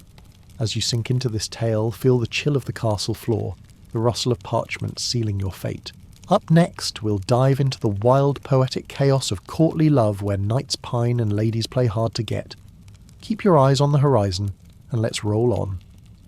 You're astride a horse in a sun-dappled courtyard, your armour clanking like a sack of coins, the air rich with the scent of polished leather and blooming roses. You're a knight all shiny bravado and questionable poetry skills, and your heart's been snagged by a noble lady who's as untouchable as the stars. Forget modern dating apps or casual coffee dates. This is courtly love, a bizarre medieval mix of longing, performance art, and self-inflicted misery. You're not here to win her hand. You're here to pine elegantly scribbling verses about her smile, while dodging actual romance like it's a lance at a joust. Welcome to a world where love's a game and the rules are gloriously absurd. Settle in, maybe fluff a pillow, or let the hum of a fan pull you deeper into this tale. If you're feeling the vibe, give a mental salute to the castle banners flapping above and let me know where you're at. Is it midnight with the world quiet, or midday with life buzzing around you?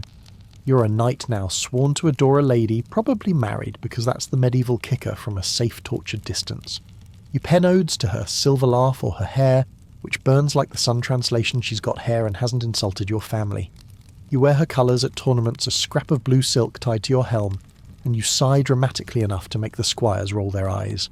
Your job, suffer nobly, joust recklessly, and never ever expect a date. The lady's role is just as wild. She's got to act flattered but icy like a glacier with better manners. Maybe she tosses you a ribbon or a cryptic nod from across the hall, but anything more like a real conversation risks scandal. Courtly love's a dance of longing without payoff, a medieval soap opera, where everyone's in on the act. It's impractical, sure, but it's also a release valve. Knights get to flex their feelings, ladies get to wield power, and the whole castle gets a break from plotting wars. Yet there's a spark of truth in it. You're human, and even in this choreographed chaos your heart races when she glances your way. You dream of a world where love's not a pageant, but for now you'll take the poetry and the pain. As you drift through this story, feel the weight of your sword, the heat of the tawny field. Next up, we'll explore the risky art of tokens, those little gifts that say, I love you without landing you in a dungeon. Keep the candles lit and let's ride on. You're weaving through a bustling medieval market, the air thick with the aroma of fresh bread, sour ale, and sweaty crowds.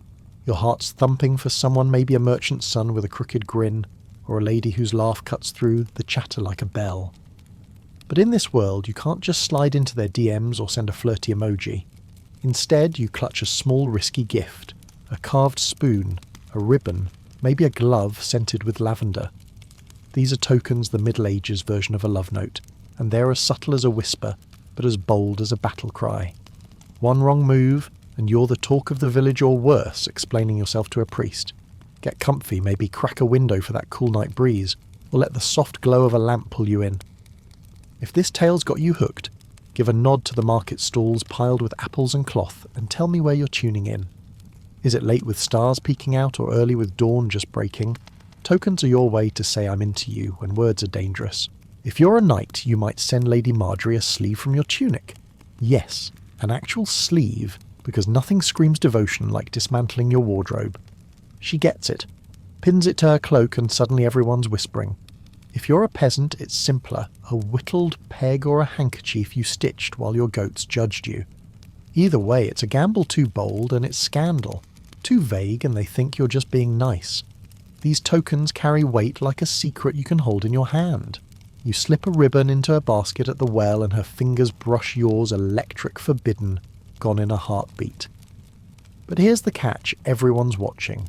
Give the wrong token to the wrong person and you're dodging rumours faster than a runaway cart. A glove on your sword hilt says you're smitten, but deny it, and you're just honouring a friend. Plausible deniability is the name of the game. Still, there's magic in these gestures. In a world of contracts and chaperones, a tiny gift feels like rebellion proof that your heart's still yours to give. As you sink into this story, taste the dust of the market, hear the creak of carts. Next, we'll dive into the suffocating world of chaperoned dates where love's under lock and key. Keep the fire burning and let's keep going. You're strolling through a medieval hamlet, the air buzzing with the low drone of bees and the sharp tang of freshly churned butter. Your heart's doing cartwheels for someone, maybe the blacksmith's apprentice, whose hands are steady as he hammers iron. But before you start picturing a cosy chat by the river, brace yourself in the Middle Ages. Romance is less a dance, and more a heavily guarded convoy. You're never alone, not really.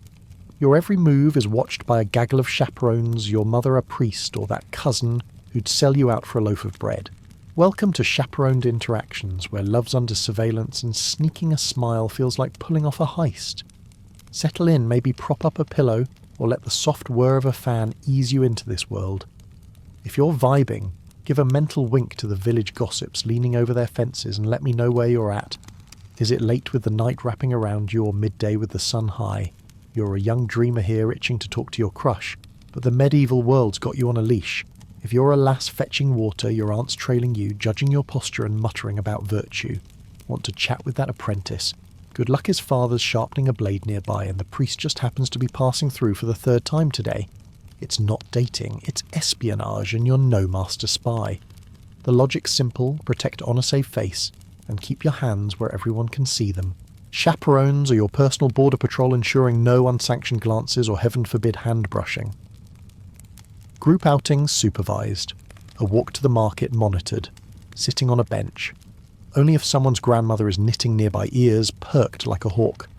The church piles on too with sermons about temptation, and tomes on why flirting's basically a sin. Yet in this suffocating setup you find ways to rebel. You catch his eye while passing a bucket, and it's like the world holds its breath. You hum a tune hoping she notices and her shy grin's worth more than gold. Humans are stubborn like that, chaperones or not, you'll steal a moment. As you sink into this tale, feel the itch of wool, the weight of watchful eyes. Next we'll slip into the dangerous thrill of secret love letters. Keep the hearth glowing and let's sneak on. You're hunched in a dim corner of a medieval tavern, the air heavy with the scent of stale ale and flickering tallow candles. Your pulse races as you think of her, the baker's daughter, whose laugh is brighter than the morning. But in this world you can't just whisper your feelings over a pint. Words are dangerous, and love's a crime if it's not church approved. So you turn to the riskiest move of all a secret love letter, a scrap of parchment that's half confession, half rebellion. It's the medieval equivalent of a late-night text, but one wrong delivery could land you in a confessional or worse. Welcome to the high-stakes game of forbidden words where your heart's on the line and the ink's barely dry. Get cosy, maybe let the nights quiet or a soft hum pull you deeper into this story. If you're feeling it, tip your hat to the tavern's creaky beams and tell me where you're tuning in. Is it dusk with shadows stretching, or dawn with the world waking? You're no scholar, but you've scratched out a letter, your quill trembling as you write. You can't say I love you outright, that's too blunt, too dangerous. Instead you weave poetry. My soul is a hawk soaring on the breeze of your grace. It's cryptic, flowery, and just vague enough to dodge a heresy charge.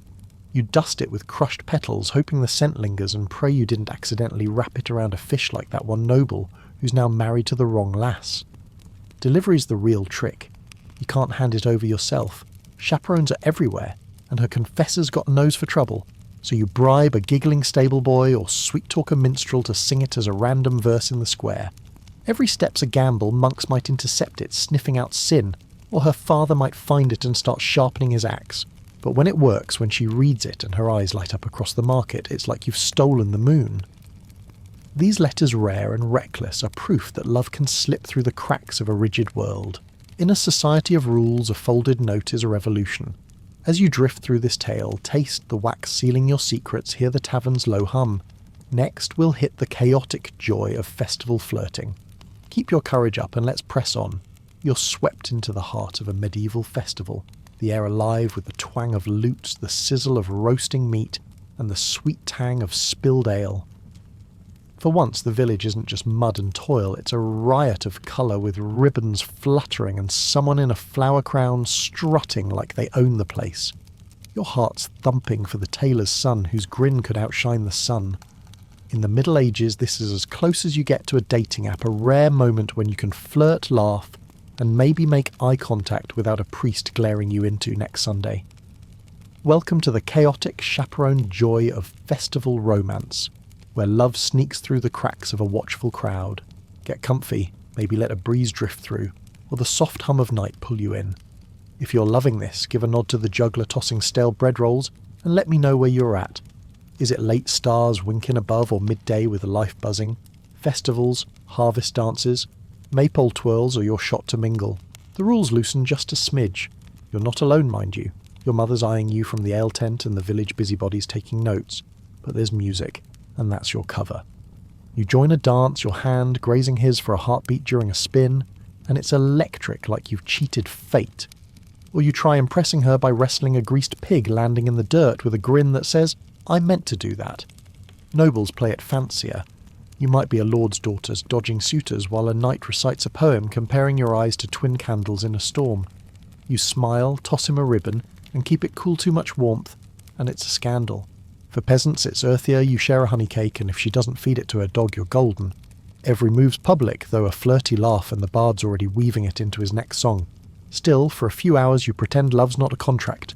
You dance, you jest, you dream of a world where a glance doesn't need a dowry. As you sink into this tale, feel the rhythm of the drum, the warmth of the bonfire.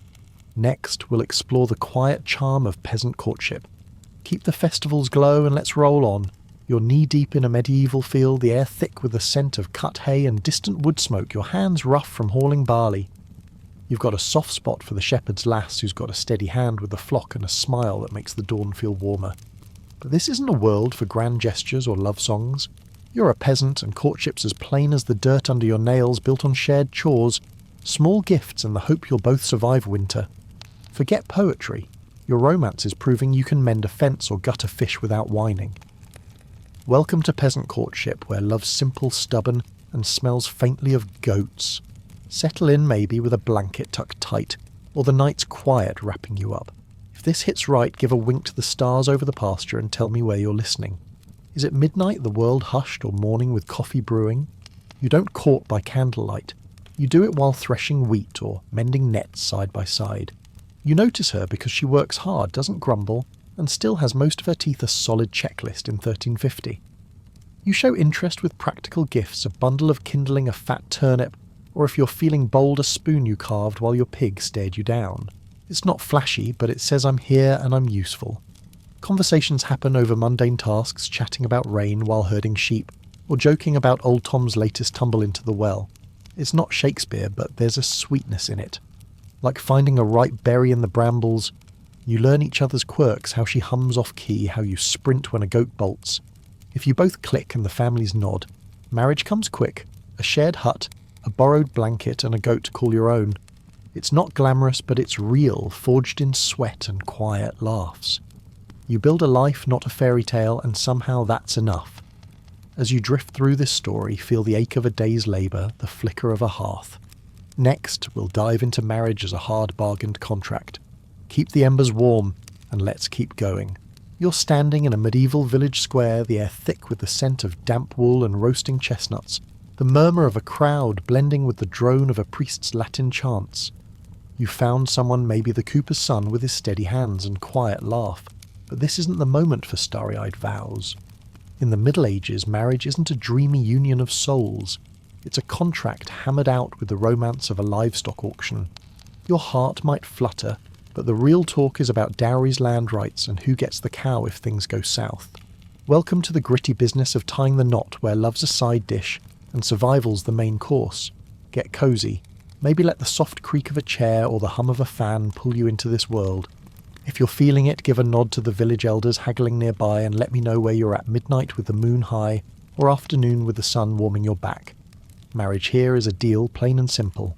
If you're a peasant, it's a modest affair. You gather a few witnesses, mumble through the priest's blessings, and hope you don't trip over the Latin. Your family's already counted the dowry, maybe a sack of grain or a scrawny pig, and made sure the other side's not shortchanging you. It's not about passion. It's about merging resources, ensuring there's enough firewood and barley to last the winter. For nobles, it's a full-blown spectacle. You're paraded in silk, surrounded by scribes and lords who've spent weeks negotiating like they're carving up a kingdom. Your bride's dowry land coin, maybe a flock of geese, bolsters your estate, while your title props up her family's status. You might not even know her name until the priest calls it out. Love. That's optional something you might stumble into years later between feasts and squabbles. The church seals it all, declaring your union a holy sacrament as binding as the stone walls around you. Yet there's a flicker of the hope maybe you catch her eye during the vows, and it feels like a promise, not just a signature. Humans are like that, finding warmth in the coldest bargains. As you sink into this tale, taste the ink on the parchment, hear the clink of coins. Next we'll dive into the scandalous chaos of noble elopements. Keep the hearth lit and let's press on. You're pacing the shadowed halls of a medieval castle. The air heavy with the scent of wax candles and old stone, your heart pounding for a squire who smells of horses and rebellion. Forget the betrothal your parents arranged to some dour lord with a fat estate. You want love raw and reckless, not another line in your family's ledger. In the Middle Ages, noble elopements were the equivalent of setting your lineage on fire and dancing in the ashes. Running off to marry for passion isn't just defiance, it's political sabotage, a scandal that could spark feuds or topple alliances. Welcome to the high-stakes gamble of noble romance where love's a sword and you're swinging it blind. Settle in maybe with a blanket pulled tight, or the night's quiet wrapping you up. If this tale's got you hooked, tip your cap to the moonlit towers outside and tell me where you're listening late night with owls hooting, or daytime with the world bustling. You're a noble, promised to someone whose lands match your father's ambitions, but you're sneaking whispers with a penniless squire in the stables. You plot in secret, maybe bribing a monk to marry you in a musty chapel, with only a nervous goat as witness. You slip away under cover of night, your heart racing like a warhorse. Back home, it's chaos, your father's threatening to siege a garden, your mother's weeping into her embroidery, and the gossip's juicier than a harvest feast. The church frowns, the court buzzes, and your squire's kneecaps are on borrowed time. Best case you keep your love and dodge excommunication. Worst case you're the talk of every tavern from here to Normandy. Yet some couples pulled it off. If the marriage stuck too messy to annal, families might grumble but let it slide. A few became legends, their reckless vows spun into songs by bards with a flair for drama. In a world of contracts and crowns, eloping was a shout into the void, proof that love could outwit duty, even if just for a night. As you drift through this story, feel the creak of the escape ladder, the chill of moonlit stone. Next we'll unravel the tangled economics of dowries and bride prices. Keep your courage burning and let's charge on. You're in the thick of a medieval wedding feast, the air heavy with the aroma of spiced mead, and crackling hearth fires, the clatter of wooden plates mingling with raucous laughter. You're smitten maybe with the vintner's daughter, whose quick wit outshines the candles, but love's not the star of this show. In the Middle Ages, marriage comes with a receipt, whether it's a dowry from the bride's family or a bride price paid by the groom. These aren't just gifts. They're the currency of status, survival and strategy, traded like you're a particularly valuable sack of oats.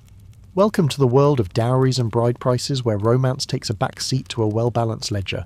Get snug, maybe let the glow of a lamp or the whisper of night air draw you in. If you're hooked, give a mental toast to the feast's chaos, and tell me where you're at midnight with the world asleep or noon with life humming. If you're the bride, your family's piling up the dowry, a chest of linens, a cow or two, maybe a plot of land if they're feeling flush. It's your ticket into the marriage handed to your groom to prove you're worth the deal. A hefty dowry screams prestige, but a skimpy one. That's village gossip for weeks, hinting you're more trouble than treasure. You don't keep it, though it's your husband's to manage, and good luck getting it back if he bolts to a monastery mid-crisis. Flip the script and you're the groom in a place where bride prices rule. You're forking over a horse, a cloak, or a few pigs to her family saying, "I'm serious now, hand over your daughter." It's not just payment, it's compensation for losing her labour. Because who's milking the goats now? These exchanges aren't cold cash grabs. They're public flexes showing everyone your family's got clout. But there's a human thread here. You catch her eye as the priest drones on, and the weight of coins feels lighter for a moment. In a world obsessed with wealth, that glance is your rebellion. As you sink into this tale, taste the mead, feel the rough table under your fingers. Next, we'll slip into the scandalous whispers of monastic love. Keep the fire crackling, and let's dive deeper. You're sitting at a rough-hewn table in a medieval hut, the air thick with the scent of stew and smoky peat, the flicker of a hearth casting shadows on your spouse's face. You married for land or a decent goat, but a few years in the shine's worn off. Maybe they snore like a cartwheel on cobblestone, or they've gambled away your best hen. In the Middle Ages, marriage was a sacred knot, but that doesn't mean it was a happy one. With divorce off the table and annulments as rare as a clean tunic, you're stuck. Welcome to the world of marital disappointment, where love sours and sneaky affairs bloom like weeds in a neglected field. Get comfy, maybe tuck in with a blanket, or let the night's hush pull you deeper. If you're into this, give a wink to the hearth's embers and tell me where you're at late night with the world asleep or midday with life stirring. You can't just walk away. The church calls marriage unbreakable, sealed by God and gossip. Annulments need big reasons, like proving your cousins or the marriage never happened in the bedroom, which means swearing it in front of a smirking scribe. Nobles have it worse. Your union's a political stitch, and unravelling it could spark a feud or a war. So you endure sleeping in separate straw beds, sighing over supper, your passive-aggressive quips sharper than a scythe. But humans don't just stew, they stray. Affairs happen quiet as a cat in the barn. Nobles sneak lovers into tapestried chambers. Peasants find helpful neighbours who linger too long. The church thunders against it, but that just makes you better at hiding stolen glances at the harvest feast, a brush of hands in the hayloft. If you're a woman, it's rougher. Society demands you stay loyal, even if your husband's a brute or vanished to find himself on a pilgrimage. Still, some couples forge a truce bonded by shared winters, and kids who need feeding.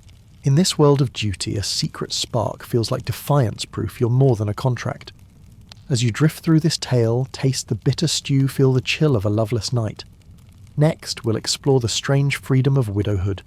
Keep the fire low and let's move on. You're standing in a medieval marketplace, the air buzzing with the clink of coins and the earthy scent of fresh mud and herbs. Your spouse is gone, maybe felled by plague, a rogue ox, or a goose-related mishap, and suddenly you're a widow or widower navigating a world that's equal parts loss and possibility. In the Middle Ages, widowhood isn't just grief.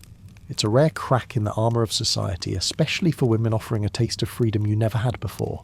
You're not just mourning, you're managing land-dodging suitors, and maybe even eyeing a second chance at love.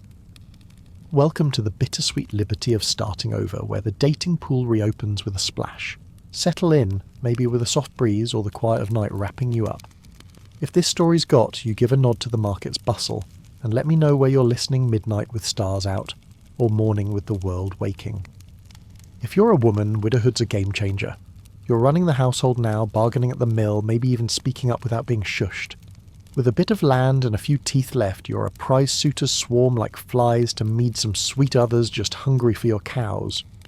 You can remarry fast. Morning's short when survival's on the line. Pick right and you might find a partner, not just a landlord. Pick wrong and you're back to dodging snores and bad bets.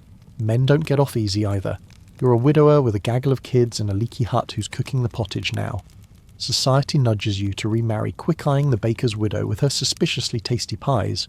Second marriages can be softer, wiser. You're not chasing alliances, just someone to share the load and maybe a laugh. The church grumbles if you rush it and families bicker over dowries, but life's too short for lonely winters. There's a quiet romance here built on scars and survival, not sonnets. You light the hearth, pour the ale and try again, because humans keep hoping no matter the odds. As you sink into this tale, hear the market's hum, feel the weight of a new ring. Next, we'll wrap up with the cosmic quirks of medieval love. Keep your heart open and let's step forward. You're wandering a medieval village at dusk, the air thick with the scent of damp straw, and flickering torchlight your heart caught on. Someone, maybe the cooper's daughter, with her sly smile and steady hands. But before you let that spark flare, you've got to ask, does the universe approve? In the Middle Ages, love isn't just about feelings, it's a cosmic puzzle, tangled in stars, omens and your grandmother's obsession with stray foxes. Every step toward romance is watched by the heavens, the saints, and that weird woman in the woods who's definitely not a witch, probably. Welcome to the wild world of superstitions and cosmic love, where your heart's a rebel, but the stars hold the reins. Get cozy. Maybe let the nights hush or a soft hum pull you into this tale. If you're feeling it, give a nod to the flickering sky above and tell me where you're at midnight with the world asleep, or afternoon with the sun high. Before you even think of stealing a kiss, you'd better check the stars. Is Venus in retrograde? Was your crush born under a cursed moon? The local monk astrologer's got a chart that says your signs might clash, and that's a deal breaker. Then there's the church frowning on cousins first, second or fourth unless you've got coin for a loophole. Social status is a hurdle too. A noble loving a peasant is either a miracle or a sin destined for a tragic ballad. Omens are everywhere. A raven swoops by while you're daydreaming of her bad news. Drop bread at dinner while sneaking a glance, your love's doomed. Someone might slip a charm under your doorstep to ward off bad matches, or curse your chances, it's a toss-up. Even birthmarks could mark you as soulmates or sworn enemies. Yet despite the rules you push back, you lock eyes across the market and it feels like defying the heavens. Love in this world is clumsy, brave, and gloriously disobedient, a spark that laughs at the stars. As you drift through this story, taste the smoke of the village fire, hear the rustle of leaves whispering omens. That wraps up medieval romance next. We'll ride into the windswept world of Tamiris and the Massage Tay. Keep your heart bold and let's charge on.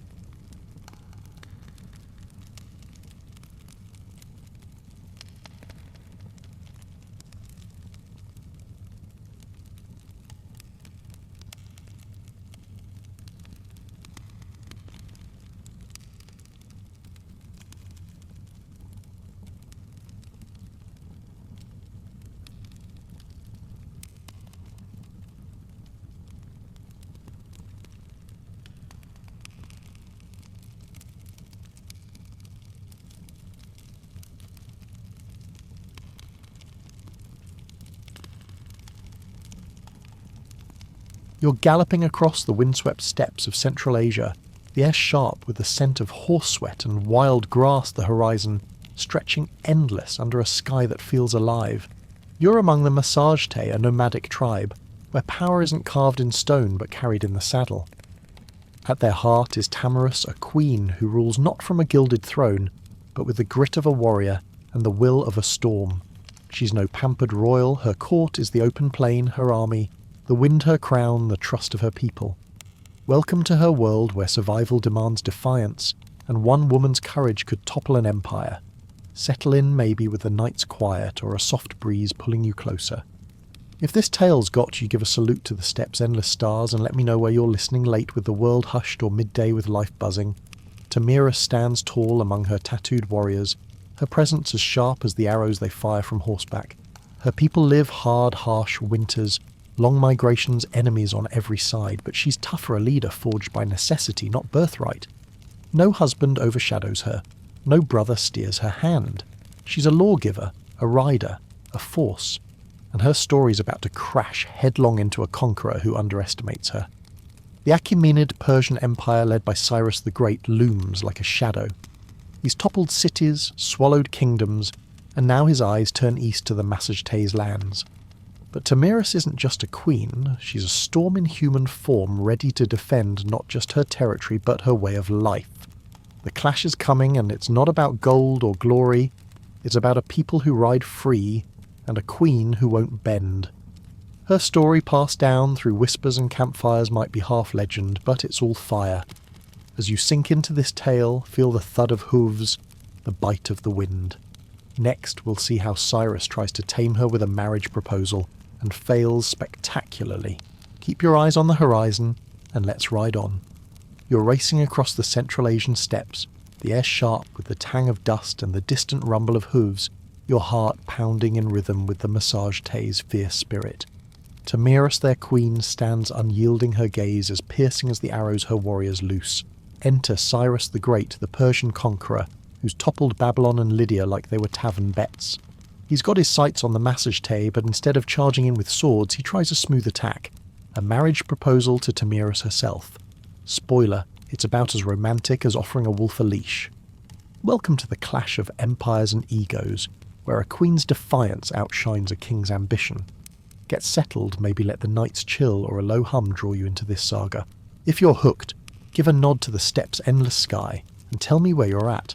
12:34 p.m. with the day alive or late with stars blazing. Cyrus thinks he's clever, sending envoys with promises of alliance through marriage. To him, it's a tidy deal. Wed Tamiris, fold her lands into his empire and parade her as a trophy queen. But Tamiris sees right through the silk-wrapped trap. This isn't love or partnership, it's control, a bid to tame her people's wild freedom. She rejects him with the kind of steel that makes men rethink their life choices, her words sharp enough to cut through his imperial swagger. Cyrus doesn't take no lightly. He's used to cities crumbling at his name, not a nomad queen spitting in his face figuratively, but you get the vibe. Spurned, he shifts gears, crossing the Araxes River to stake a foothold in her territory. Tamarus, though, isn't pacing a palace in panic. She's rallying her chiefs, sharpening her strategy and preparing for war. Her refusal isn't just pride, it's a stand for her people's way of life, mobile, untamed, and fiercely their own. As you sink into this tale, feel the tension of a bowstring, the heat of a council fire. Next, we'll dive into the nomadic warfare that makes tribes like hers unstoppable. Keep your spirit free and let's gallop on. You're thundering through the vast steppes, the air alive with the scent of crushed grass and the sharp twang of bowstrings, your pulse sinking with the Massagete's relentless charge. Beyond them, the Mongols and other nomads weave a legacy of warfare that's less about castles and more about speed deception and sheer nerve. These aren't armies bogged down by supply trains, they're lightning on hooves, striking fast and vanishing like smoke. In the Middle Ages and before, nomadic warfare turned empires into nervous wrecks, and mobility was their secret weapon. Welcome to a world where the wind's your ally, and a horse is worth more than a throne. Ease in maybe with a breeze whispering or the quiet of noon grounding you. If this grips you, salute the horizon's endless roll, and let me know where you're tuned in, 12:34 p.m. with the sun high, or night with the world hushed, nomads like the Mongols' weaponized movement. Their horse archers could fire mid-gallop, nailing targets with eerie precision. They'd fake retreats, luring cocky enemies into traps, then wheel around and shred them. Under Genghis Khan, the Mongols turned this into an art, travelling 100 miles a day, outpacing any army dumb enough to chase them. No heavy armour, no baggage, just lean, mean riders who lived off their herds and the land. It wasn't just speed, it was smarts. Scouts and spies fed them intel sharper than their blades. Signal flags and fake campfires messed with enemies' heads. When they hit cities, they adapted fast-snagging Chinese siege engineers or Persian catapult crews to crack walls. But here's the twist: they didn't just destroy. The Mongols guarded the Silk Road linking east and west, letting trade and ideas flow under their iron grip. Back with the Massagetei, Tamarus used this same mobility, her warriors darting like wolves to harry Cyrus's plodding legions. Nomads didn't need fortresses, their strength was in never standing still. As you ride through this story, feel the jolt of a galloping horse, the sting of wind. Next, we'll explore how nomads balance trade and raids to keep empires on edge. Keep your eyes sharp and let's surge forward. You're trekking across the sun-scorched steppes, the air heavy with dust and the faint musk of camel caravans, your eyes squinting against the glare of a trade route stretching to the horizon. You're with nomads, Massagetei, Bedouins, Mongols, whose lives blur the line between merchant and marauder. One day they're guiding spice-laden camels for a tidy profit. The next, they're raiding a border town because someone skimped on the deal. In the Middle Ages, nomads were the pulse of trade-linking empires along the Silk Road, but cross them and you'd feel their hooves before you saw them. Welcome to the high-stakes dance of trade and raid, where loyalty's negotiable and respect's earned in blood or gold. Settle in maybe with the noon sun warming your shoulders, or a night's quiet wrapping you tight like now at 12:36 p.m.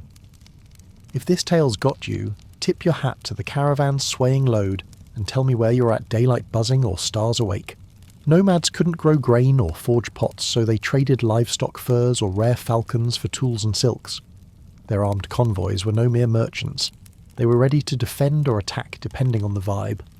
The Bedouins escorted incense caravans across Arabia, but if the pay was short, those camels took a detour. The Mongols tried trading with the Khwarezmian Empire until their merchants were executed and cities burned in reply. To nomads, trade was personal, a test of honour.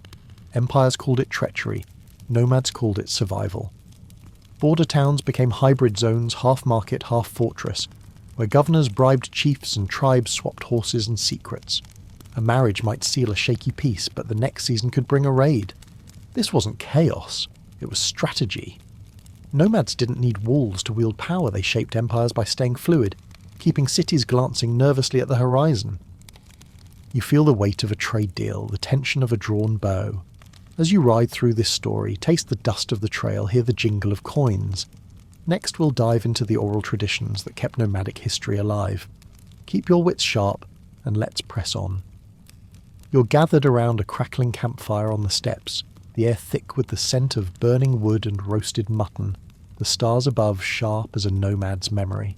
There are no scrolls, no libraries, just the voices of elders weaving stories that carry a tribe's soul. For nomads like the Massagetay Mongols or Bedouins, oral tradition isn't just storytelling. It's their history, lore and identity passed down through songs and proverbs as vital as water. In a world without ink, memory is power, and a well-told tale can outlast stone. Welcome to the living archive of nomadic history, where every word's a spark keeping the past alive. Get cosy maybe with the midday hum of 12:36 p.m. or the night's deep calm pulling you in. If you're gripped, give a nod to the fire's glow and let me know where you're tuned in, daylight or darkness. Elders aren't just old. They're walking libraries reciting lineages back a dozen generations' battles that shape the tribe and proverbs that guide a chief's hand. Among the Bedouins' poets, shires wield words like swords, shaming enemies, or halting wars with a single verse. Their epics, memorized flawlessly, are recited under desert skies, each line a thread tying past to present.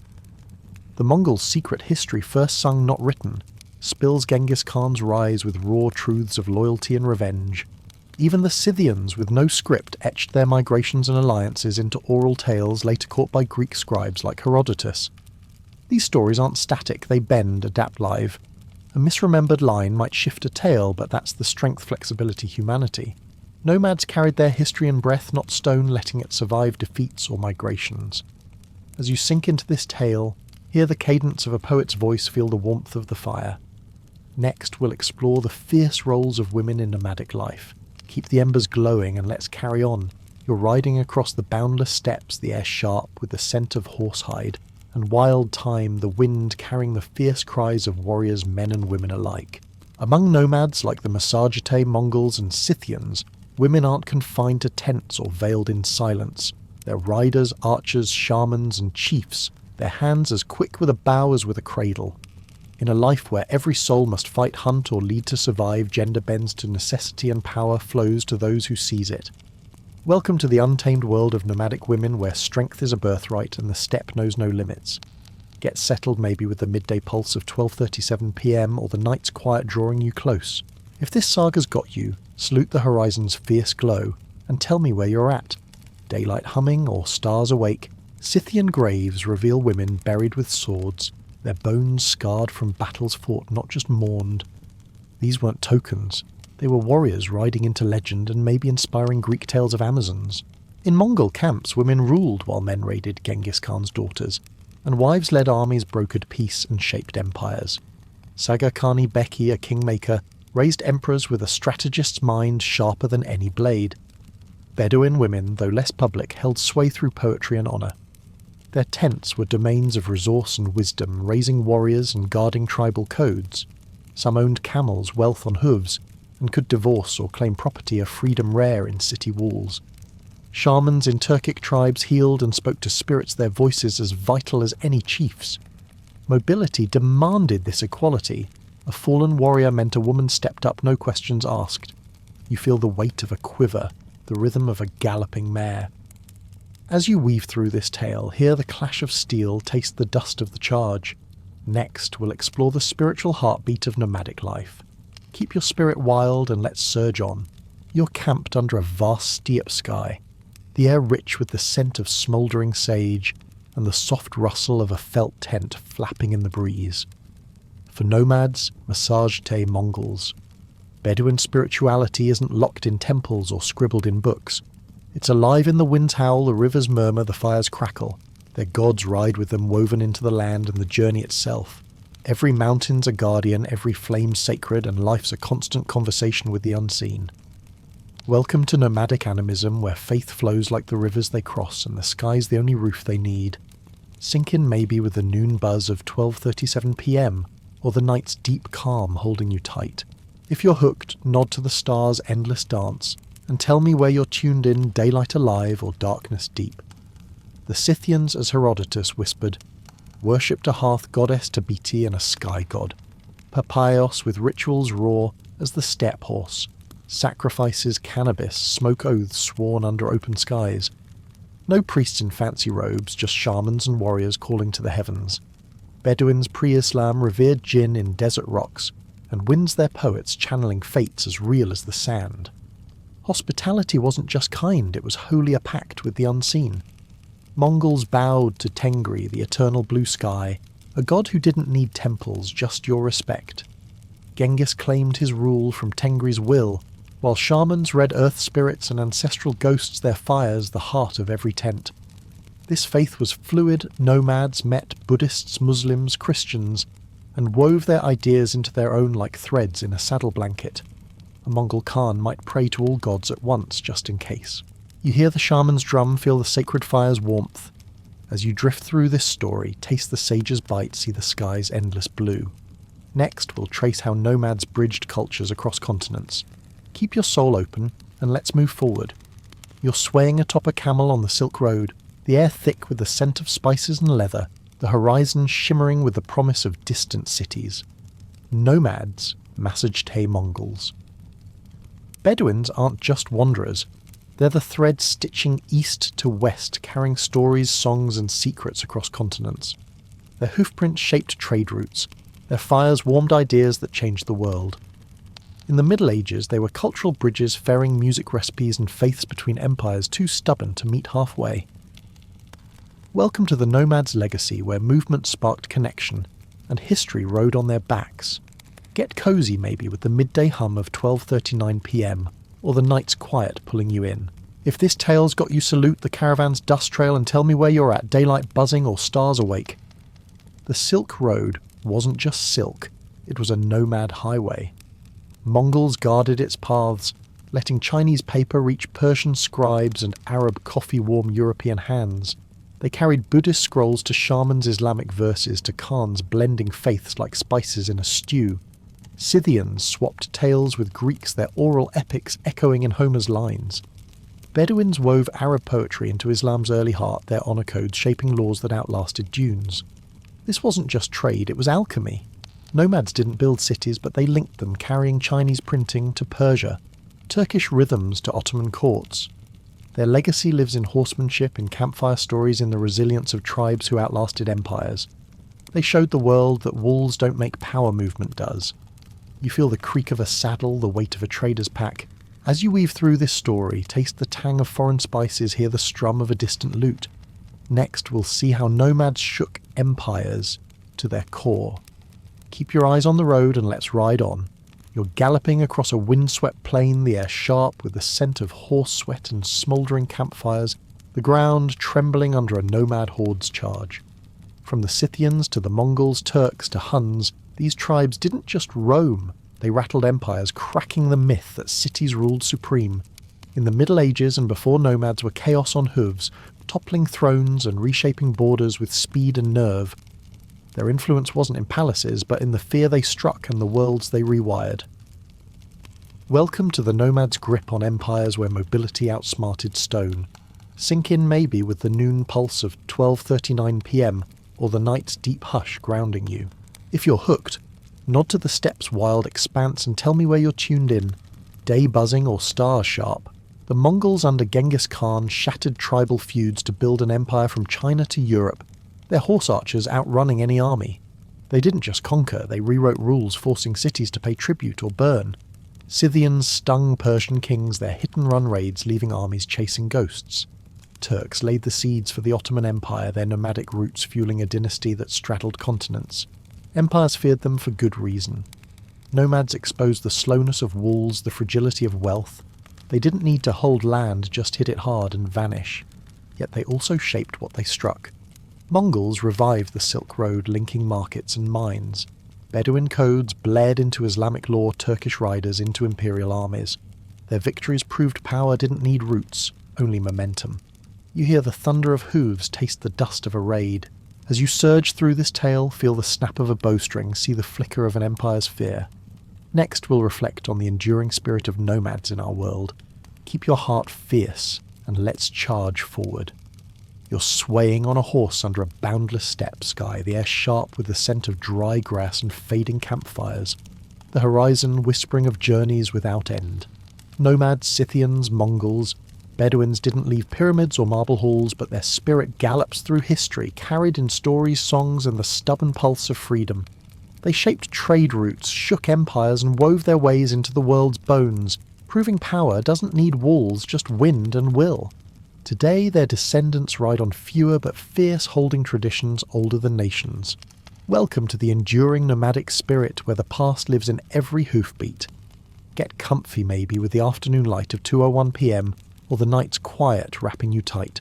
If this saga's got you nod to the stars that guided their paths and tell me where you're at here in the bright day, or under a moon's glow, nomads like the Mongols connected China to Europe, their Silk Road protection, letting spices ideas, and even the Black Death flow.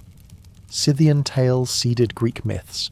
Bedouin poetry shaped Islamic honor codes.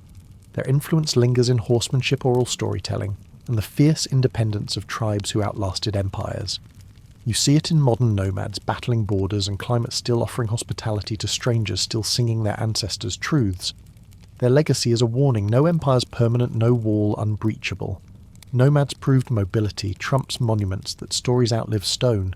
Their values, kinship, resilience, reverence for the land, echo across deserts and steppes, reminding you that history moves where people dare to roam. You feel the creak of a saddle, the rhythm of a herd's march. As you drift through this tale, taste the dust of a long road, hear the echo of a shaman's chant. This wraps the nomad's story. Next, we'll leap to the dream of a railroad stitching America together. Keep your spirit untamed, and let's roll on.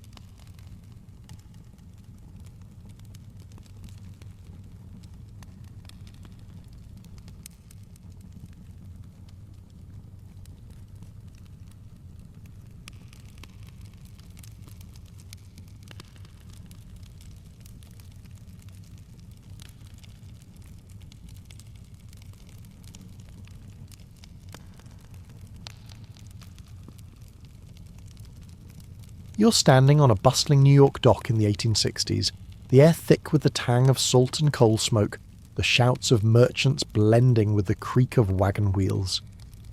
America's split east hums with factories, west glitters with gold fields, but between them lies a wild expanse of desert mountains and dreams. The idea of a transcontinental railroad, a steel ribbon tying coast to coast, feels like chasing the horizon. Yet visionaries see it aligned to unite a fractured nation, speed news-move armies and tame the frontier. Welcome to the birth of a railroad that changed America, built on ambition and paid for in sweat. Settle in maybe with the afternoon buzz of 2:01 p.m. or a quiet evening pulling you close. If you're hooked, tip your hat to the locomotives puffing in the distance and tell me where you're at, daylight alive or stars waking. In 1862, while the Civil War tears the country apart, Abraham Lincoln signs the Pacific Railway Act. Two companies, Union Pacific from Omaha, Central Pacific from Sacramento, are tasked to race toward each other, meeting in the middle. The government dangles massive land grants and loans, 640 acres per mile of track plus cash to keep the wheels turning. It's a gamble, but the prize is huge land money and a place in history. This isn't just engineering, it's a battle against nature and time. The Union Pacific faces endless plains and indigenous resistance.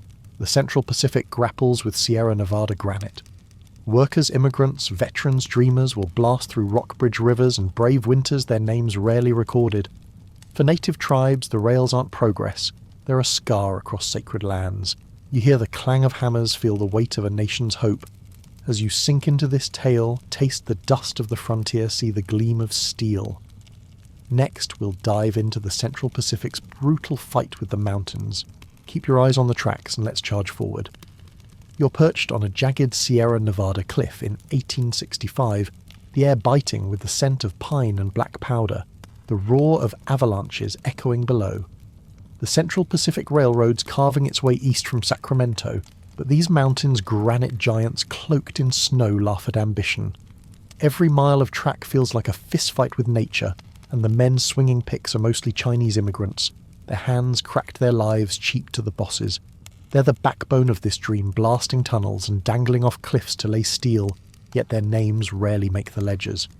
Welcome to the Central Pacific's brutal battle where progress is paid in blood and grit. Get settled maybe with the afternoon hum of 2:03 p.m, or the night's chill wrapping you tight. If this grips you, nod to the snow-dusted peaks, and tell me where you're at daylight sharp or stars out. Work started in 1863, but the Sierras are a beast. No dynamite yet, just hand drills and black powder to crack rock. Chinese labourers, over 10,000 strong, make up 80% of the crew by 65. Paid less than white workers housed in rickety camps, they face racism and rock slides daily. Winter buries them in 40-foot drifts, forcing them to live in snow tunnels, chimneys poking up like desperate breaths. Dozens die, blown apart, crushed or frozen, yet the line creeps forward. These men are relentless. Suspended in baskets, they chip away at cliffs inch by inch. Tunnel number 6 takes 2 years a grim slog through solid stone. Wooden trestles soar over ravines built by hands that never see praise. By 1867, the Central Pacific breaks through to the Nevada desert flat deadly, but no match for the Sierras. You feel the sting of frost, the jolt of an explosion. As you weave through this tale, taste the smoke of campfires, hear the clink of hammers. Next, we'll ride with the Union Pacific across the plains where a different fight brews. Keep your nerves steady, and let's push on. You're trudging across the Great Plains in 1866, the air thick with the scent of buffalo grass and sweat, the horizon a flat endless taunt under a searing sky. The Union Pacific's laying track west from Omaha steel rails, snaking through land that belongs to the Lakota, Cheyenne and Pawnee. This isn't just a railroad, it's an invasion, and the tribes know it. Irish immigrants, Civil War veterans and freedmen swing hammers under rifle guard, dodging raids and dust storms. The plains look simple, but they're a battleground of people, politics and survival. Welcome to the Union Pacific's gritty struggle, where every spike driven sparks a fight. Sink in maybe with the midday buzz of 2:03 p.m. or the night's hush grounding you. If you're hooked, tip your hat to the prairie's vast roll and tell me where you're tuned in day alive or stars awake. The Union Pacific's crews can lay 2, even 3 miles of track. A day the plains opened sweep, letting them fly. But trouble's everywhere.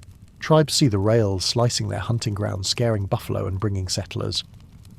The Lakota, led by Red Cloud, hit hard raiding camps, ripping up tracks, fighting for a way of life slipping away. The US Army builds forts, turning construction into a war zone, soldiers eyeing the horizon for dust clouds. Workers live rough in hell on wheels, towns tents and whiskey shacks that sprout and vanish overnight. Irishmen fresh from famine or battle drive, spikes with grim focus while freedmen seek a new start, their labour as vital as it's ignored. Hunger, heat and raids wear them down, but the rails keep growing, fueled by federal loans and Thomas Durant's shady deals. You hear the thud of sledgehammers, feel the tension of a scout's warning. As you ride through this story, taste the grit of plains dust, see the flicker of a campfire under siege. Next, we'll honour the multinational workforce that built this dream. Keep your eyes sharp and let's roll forward. You're crouched by a smoky campfire on the Sierra Nevada slopes, the air sharp, with the scent of pine and gunpowder, the clang of hammers echoing through the dusk. The transcontinental railroad's taking shape, but it's not tycoons in top hats driving the spikes. It's Chinese Irish freedmen and others, their hands calloused, their names barely whispered in history. These workers from Guangdong villages to famine-struck Ireland are the muscle and soul of the rails, building a nation across mountains and plains with sweat and sacrifice. Welcome to the unsung story of the multinational workforce, where progress was forged by those the spotlight ignored. Get cosy maybe with the afternoon glow of 3:07 p.m, or the night's quiet pulling you in. If this tale's got you, nod to the workers' flickering lanterns and tell me where you're at here in daylight or under stars on the Central Pacific Chinese labourers, 15,000 strong, blast through granite dangling in baskets to carve tunnels. Paid less, housed worse, they face avalanches and racism with stoic grit, their skill unmatched. They cook their own rice, stay healthier than most, yet when the rails meet they're left out of the victory photo. Their work's a silent roar in every trestle and track. Eastward, the Union Pacific leans on Irish immigrants, battle-hardened veterans and freed African Americans. Irishmen escaping hunger drive spikes at breakneck speed, their tents reeking of whiskey and resolve. Freedmen chasing a new dawn labour under the same sun, their contributions buried in unmarked graves. Cooks, blacksmiths and teamsters, men and women of every shade keep the machine rolling. No one's here for glory. They're here to eat, to live, to bend history with blistered hands. You feel the ache of a pickaxe, the weight of unearned scorn. As you weave through this story, taste the soot of their fires, hear their murmured songs. Next, we'll race to the finish at Promontory Summit. Keep your heart steady and let's press on. You're racing across the Utah desert in 1869, the air thick with the tang of sagebrush and hot steel, the ground trembling under the relentless churn of railroad crews. The Central Pacific and Union Pacific aren't just laying track, they're locked in a frenzied duel each mile, a grab for land cash and bragging rights. Federal subsidies fuel the fire, every spike driven means more acres and loans, so both sides push to outbuild the other, even laying useless parallel tracks in their haste. It's less a race than a war with workers caught in the crossfire of greed and glory. Welcome to the wild sprint to Promontory Summit where America's rails collide. Settle in maybe with the midday hum of 3:07 p.m. or the evening's hush grounding you. If you're hooked, tip your hat to the locomotive's distant whistle and tell me where you're tuned in. Daylight sharp or night awake, the Central Pacific's Chinese crews fresh from conquering the Sierra's blaze, through Nevada's deserts, setting a record in April '69, 10 miles of track in one day, a feat of synchronized muscle no one's matched since. Union Pacific's Irish and freedmen push west dodging strikes, and Thomas Durant's shady stock scams their pace, fierce despite supply snags and raids. Both sides skirt reason-laying track in circles just to claim funds. By May, the rail's near Promontory Summit. Surveyors mark the spot. Executives plan a grand ceremony. On May 10th, 1869, two locomotives, Central Pacific's Jupiter and Union Pacific's number 119, stand nose to nose.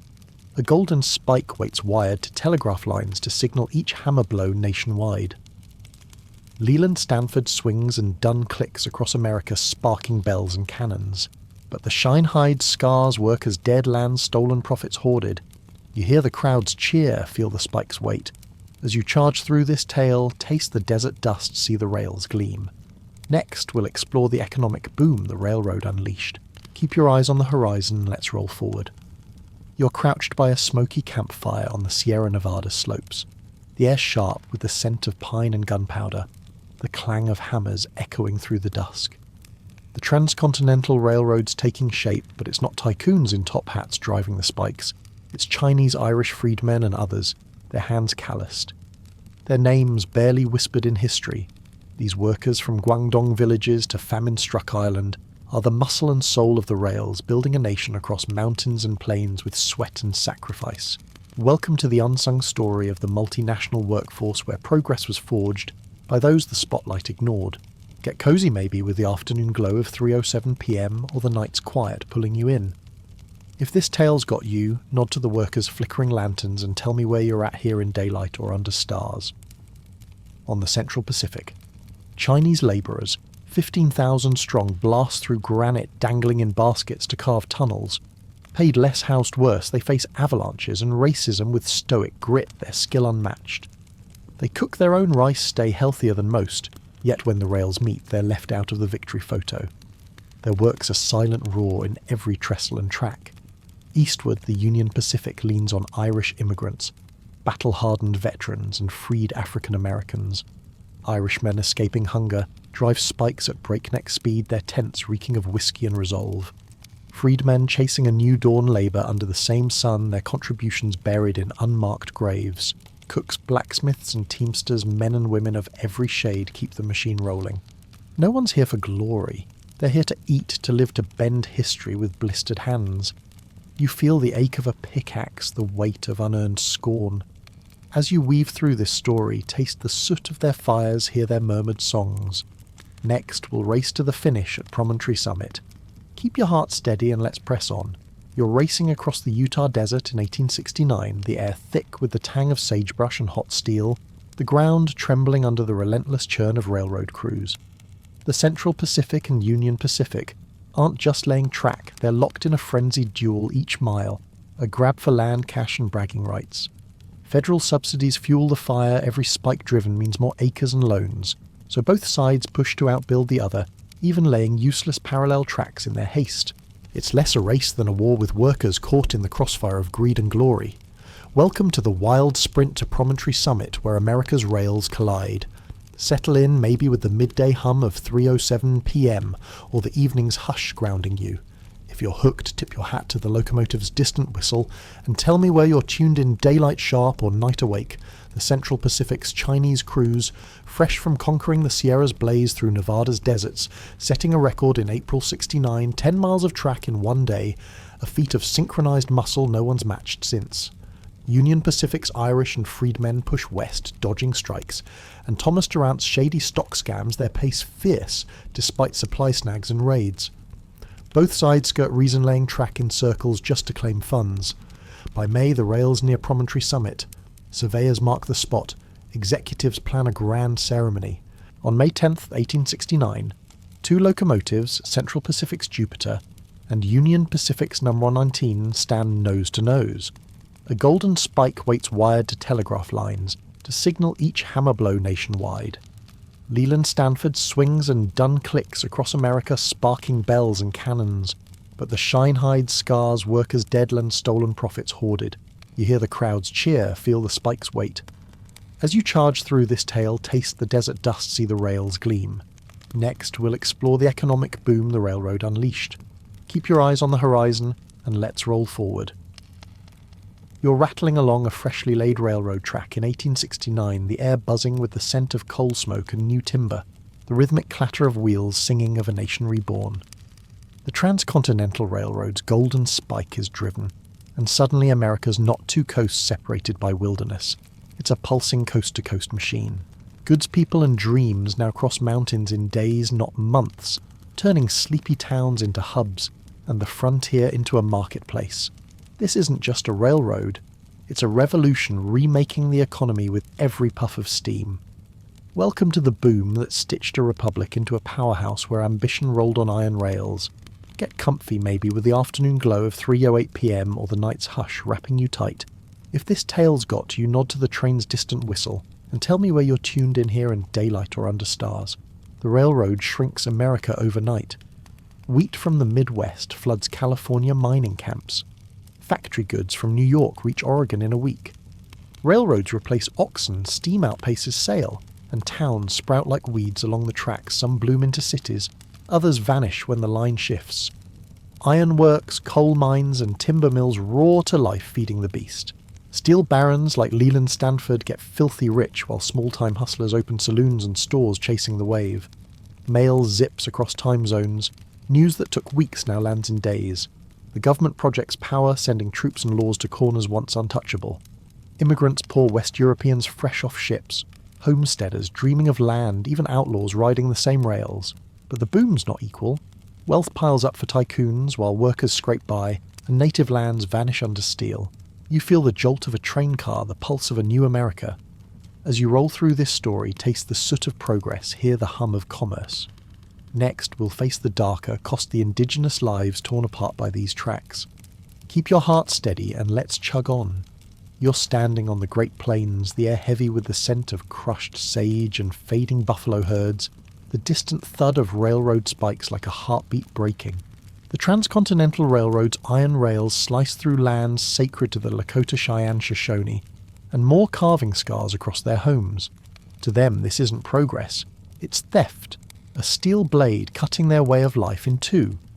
Each tie laid, each telegraph pole planted, pushes tribes closer to erasure their hunting grounds, and spirits trampled by settlers and smoke. Welcome to the railroad's shadow, where a nation's triumph was a people's tragedy. Settle in maybe with the 3:08 p.m. sun warming you or the night's quiet holding you close. If this story grips you, tip your hat to the plain's endless sweep and tell me where you're at, daylight alive or stars awake. The railroad's path guts tribal lands. Buffalo, once millions strong and central to food, clothing and faith, are slaughtered en masse, some shot for sport from train windows. Herds dwindle to ghosts in decades. Settlers flood in staking claims on lands promised by treaties that crumble like dry leaves. Soldiers guard the tracks, turning sacred grounds into battlegrounds. The Lakota, led by Red Cloud, fight back raiding camps, tearing rails, but it's a losing war. By the 1870s, tribes are herded to reservations far from ancestral rivers and hills. Sacred sites are fenced, nomadic rhythms are caged. The psychological toll is brutal cultures built on movement now chained to fixed plots watched by soldiers. The railroad's hailed as a marvel, but for native peoples it's a death knell, their stories buried under progress's weight. You hear the wail of a train, feel the earth's pulse fade. As you weave through this tale, taste the dust of lost herds, see the flicker of a campfire's last glow. Next we'll reflect on the railroad's dual legacy of unity and pain. Keep your eyes open and let's move forward. You're standing at Promontory Summit, Utah in 1869, the air sharp with the scent of sage and hot iron, the echo of a golden spike's final strike still ringing. The Transcontinental Railroad's done east meets west, a nation stitched by steel and steam. It's shrunk America from a 6-month slog to a 7-day ride, fueling dreams of empire and industry. But beneath the cheers lies a darker truth, lives lost land stolen and workers forgotten. This isn't just a railroad, it's a mirror of America's hunger and its cost. Welcome to the legacy of progress and pain, where triumph and tragedy ride the same rails. Get settled maybe with the afternoon hum of 3:11 p.m. or the night's quiet pulling you close. If this tale's got you, nod to the locomotive's fading steam and tell me where you're at here in daylight or under stars. The railroad births a new America. Time zones emerge to sync trains. Farmers ship wheat across states. Factories hum with raw materials. It's manifest destiny on wheels, making the Pacific feel like a neighbour. But corporate giants like Stanford and Durant pocket the gold their corruption, like the Credit Mobilia scandal tainting the dream. Workers Chinese and Irish lie in unmarked graves, their sweat uncelebrated. Native tribes pushed to reservations mourn a world sliced apart. Yet the rails carry hope too. Immigrants chase new lives. Markets link. A republic grows muscular. The railroad's a paradox, uniting a nation while dividing its people, forging progress on broken backs. It's America's story, raw and unfiltered ambition, exploitation, and the stubborn push forward. You hear the whistles wail, feel the track's pulse. As you roll through this tale, taste the coal dust, see the horizon's promise and its price. This wraps the railroad story, all parts rewritten. No further output for Story 3. Next, we'd shift to any remaining stories, but we're done here. Say next if you want to confirm no further parts are available.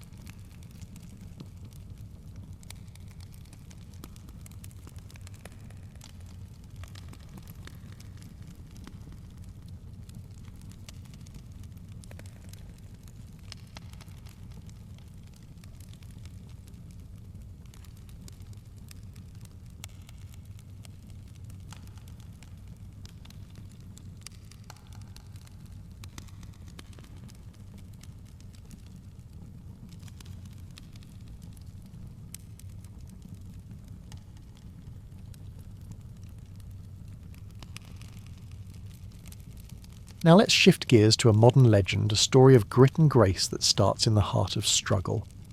We're in Columbus, Ohio, 1997, where a girl named Simone Biles enters a world that's anything but easy.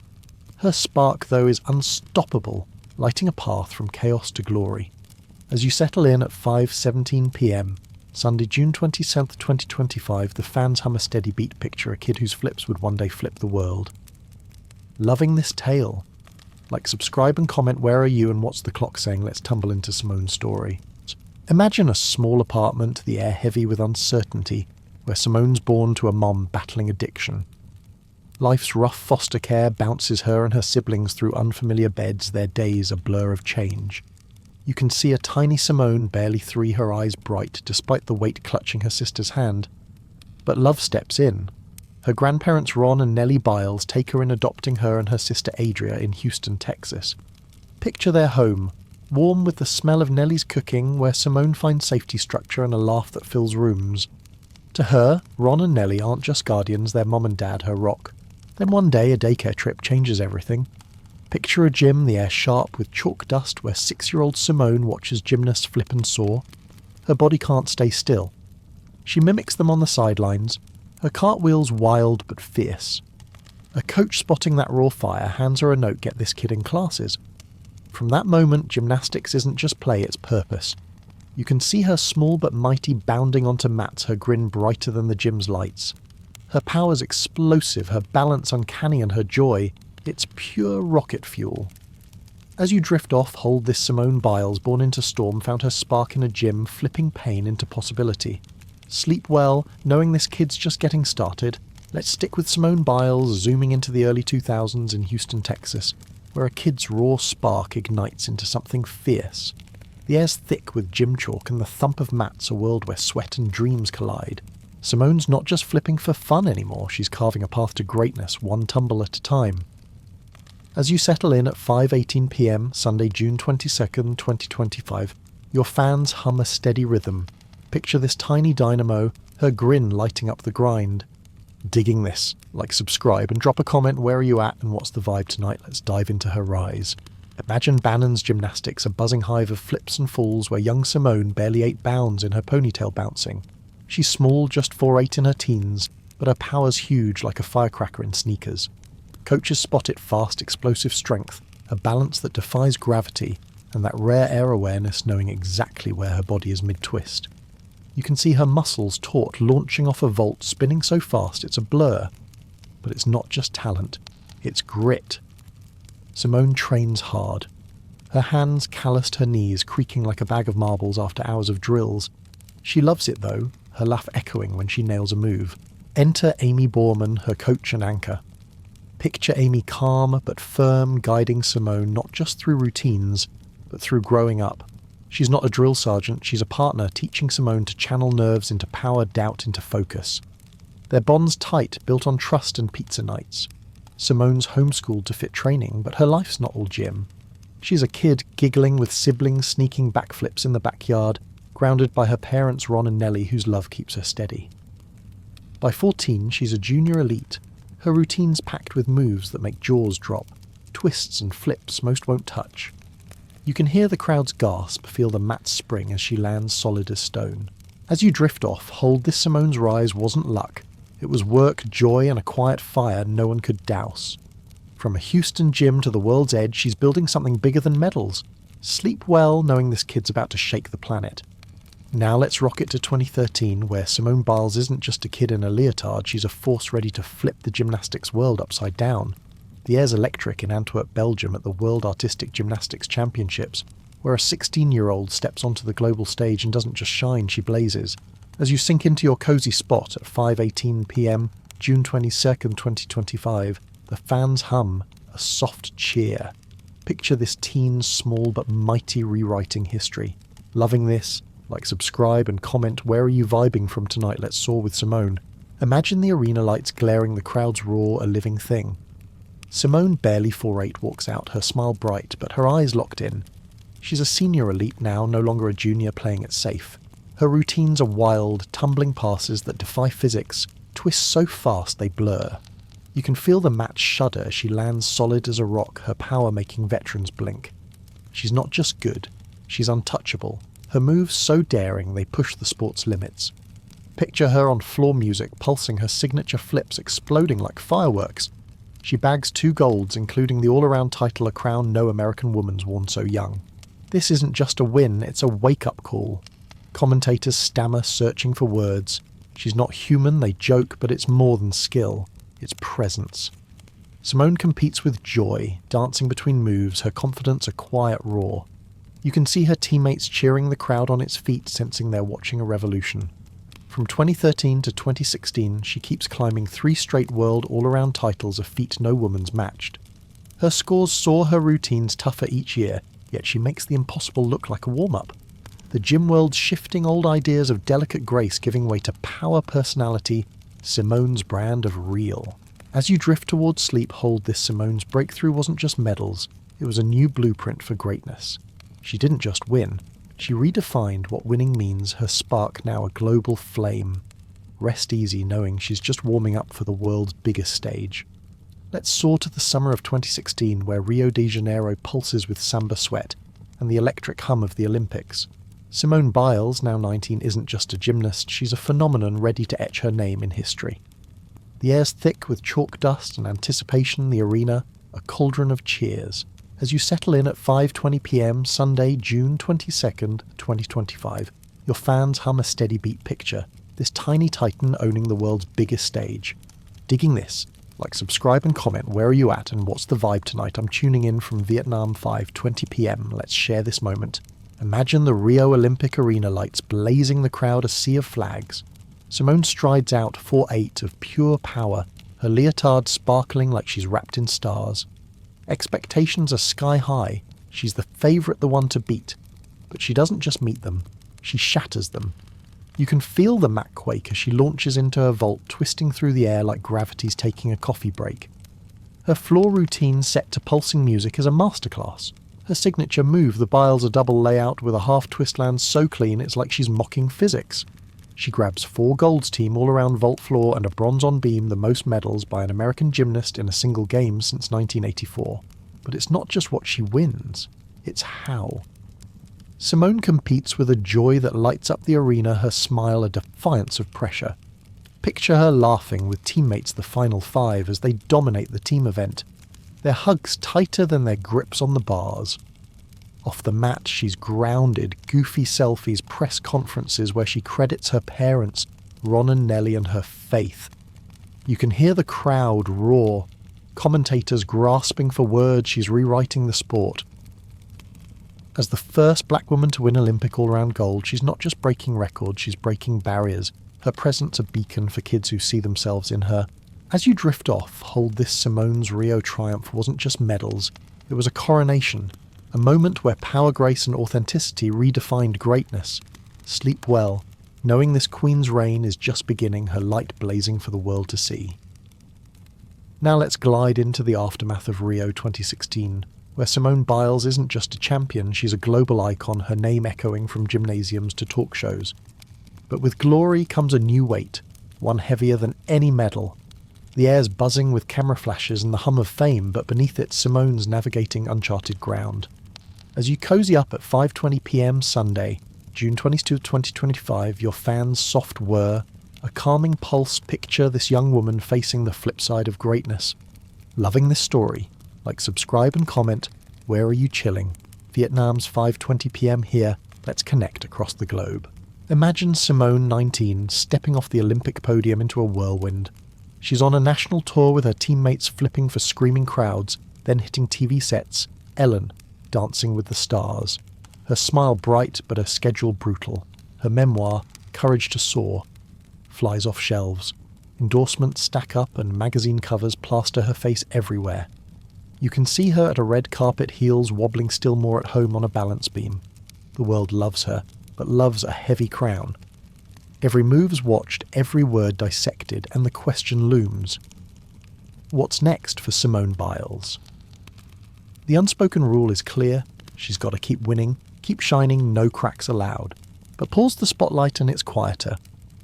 Picture Simone at home in Houston, the hum of her parents' house familiar yet strange. For the first time in years, she's not training daily, and the stillness brings questions. Who is she without the gym? What does she want when she's already got it all? The pressure shifts. Fame's a new beast demanding perfection when her body aches and her mind needs rest. You can almost hear her thoughts late at night, wondering if she's enough outside the leotard. She's still Simone, goofy, pizza-loving, grounded by family, but the world's made her a symbol, and symbols don't get to rest. As you drift towards sleep, hold this post-Rio: Simone didn't just carry medals, she carried the world's gaze, its hunger for more. Her challenge wasn't just staying great, it was staying herself. Rest easy, knowing this isn't the end. It's where her real strength starts to show, forged in the quiet spaces between triumphs. Let's stay with Simone Biles stepping into 2018, where the world's still dazzled by her Rio glow, but a darker truth is clawing its way out. The air's heavy with the hum of gyms and the weight of secrets too long buried. Simone's not just flipping through the air now, she's flipping the script, speaking a truth that shakes the sport to its core. As you settle in at 5:21 p.m, Sunday, June 22nd, 2025, your fans hum a steady anchor picture, this champion-turning warrior. Digging this? Like, subscribe and comment, where are you at Vietnam's 5:21 p.m. here, let's vibe across the miles. Imagine Simone 20 back in training, her body pushing through pain, 2 broken toes, a kidney stone, the kind of hurt that'd bench most. but she's not most. Picture her at the 2018 US National Championships, her leotard flashing under lights landing moves that make the crowd gasp her scores untouchable. Yet beneath the medals something's stirring. She's carrying more than her own weight, she's carrying a sport's shame. In a quiet moment, she posts online her words raw, "I'm one of the survivors." Simone reveals she was abused by Larry Nassar, the USA gymnastics doctor who preyed on hundreds under the guise of care. You can almost hear the keyboard clatter, her heart racing as she hits send. This isn't just a confession, it's a revolution. Picture the fallout newsrooms, buzzing survivors nodding through tears, the gymnastics world reeling. Simone's the sport's face, its brightest star, and she's calling out not just Nassar, but the system USA Gymnastics, the Olympic Committee that let him thrive. You can see her in 2021 testifying before Congress, her voice steady but eyes wet, demanding accountability. She's not alone, teammates, athletes, strangers rally their voices a chorus. Her courage cracks open a silence that's choked girls for decades, sparking investigations, reforms, and a reckoning.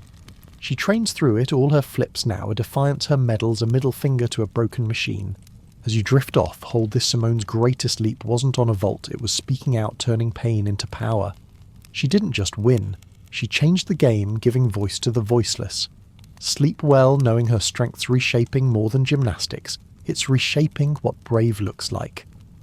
Now let's land in 2021 Tokyo, where the Olympics, delayed by a global pandemic, shine a spotlight on Simone Biles. The world expects her to dominate, to stack golds like she did in Rio, but she's about to show a different kind of strength, one that rewrites what courage means. The air's taut with tension, the arena humming with cheers and nerves. As you cozy up at 5:21 p.m, Sunday, June 22, 2025, your fans hum. A soft cheer, picture Simone facing her toughest moment. Loving this? Like, subscribe and comment. Where are you, Vietnam's 5:21 p.m? Let's share this epic. Imagine the Tokyo Olympic Arena lights glaring, the crowd's roar a distant pulse. Simone 24 steps up for the team event, her leotard glinting, but something's off. Her vault, a move she could nail, blindfolded wobbles, her twists unravelling midair. You can see her land, her face tight. Not with pain, but with a gymnast's nightmare, the twisties. A mental block where body and brain disconnect. Up there 10 feet off the mat, it's not just a miss, it's life or death. The world holds its breath as she steps aside, withdrawing from the event. Pundits gasp, critics snipe, but Simone's choice is clear: I need to stop. This isn't quitting, it's radical. Picture her on the sidelines, cheering her teammates, her smile fierce despite the storm. She's there every day, hugging, crying, lifting the US team to silver. Days later, she returns for the balance beam, her routine stripped down but steady, earning bronze. You can hear the crowd's roar, not for gold, but for her guts. Simone's flipped the script on strength. No pushing through pain, no martyr act. She's honest. I'm human. I have limits. Athletes worldwide nod: tennis stars, swimmers, runners, knowing the cost of saying not today. Her stand's a beacon, showing mental health's no weakness. It's a fight worth winning. As you drift off, hold this: Simone's Tokyo courage wasn't about medals. It was about choosing herself, rewriting what heroes look like. Sleep well, knowing her legacy's not just flips. It's the freedom to pause, to be real, and to rise anyway. Let's wrap up Simone Biles' story landing in 2023 and beyond, where she's not just a gymnast, but a force reshaping the world. The air's alive with the hum of arenas and the quiet strength of a woman who's been through fire and come out shining. As you settle in at 5:21 p.m. Sunday, June 22, 2025, your fans hum a soft cheer from Vietnam. Picture Simone no longer chasing glory, but defining it on her terms. Loving this? Like, subscribe and comment. Where are you at and what's the vibe tonight? Let's close this epic with heart. Imagine the US Classic August 2023, the crowd buzzing as Simone now 26 steps back into the arena. It's not a comeback, it's a homecoming. After Tokyo's twisties and a year of healing, she's here for herself, not the world's demands. Picture her leotard glinting, launching into the Yurchenko double pike, a vault so wild even men shy away. She lands it, her grin brighter than the lights, and the crowd erupts. You can feel the mat shake, her power undimmed. But there's something new: laughter ease a woman in control. She sweeps the meet, then dominates the 2023 US Championships, her routines, not just winning, but rewriting what's possible. Off the mat, Simone's life blooms. Picture a beach wedding in 2023 where she marries NFL safety Jonathan Owens, her joy as fierce as her flips. You can hear her laugh, see her dance grounded by love that sees her beyond the medals. She speaks out therapy, mental health, the cost of elite sport, her voice a beacon for athletes everywhere. Her return's not about gold, it's about choice. Showing young gymnasts they can say no rest and still soar. Museums display her leotards, kids cartwheel in her shadow, and her advocacy mental health survivor justice shifts culture. As you drift off hold, this Simone's legacy isn't just 30-plus medals or four-named skills, it's proving strengths in vulnerability, authenticity's the real gold, and a life well lived flips higher than any vault. Sleep well knowing her story's still landing right where it belongs in hearts worldwide.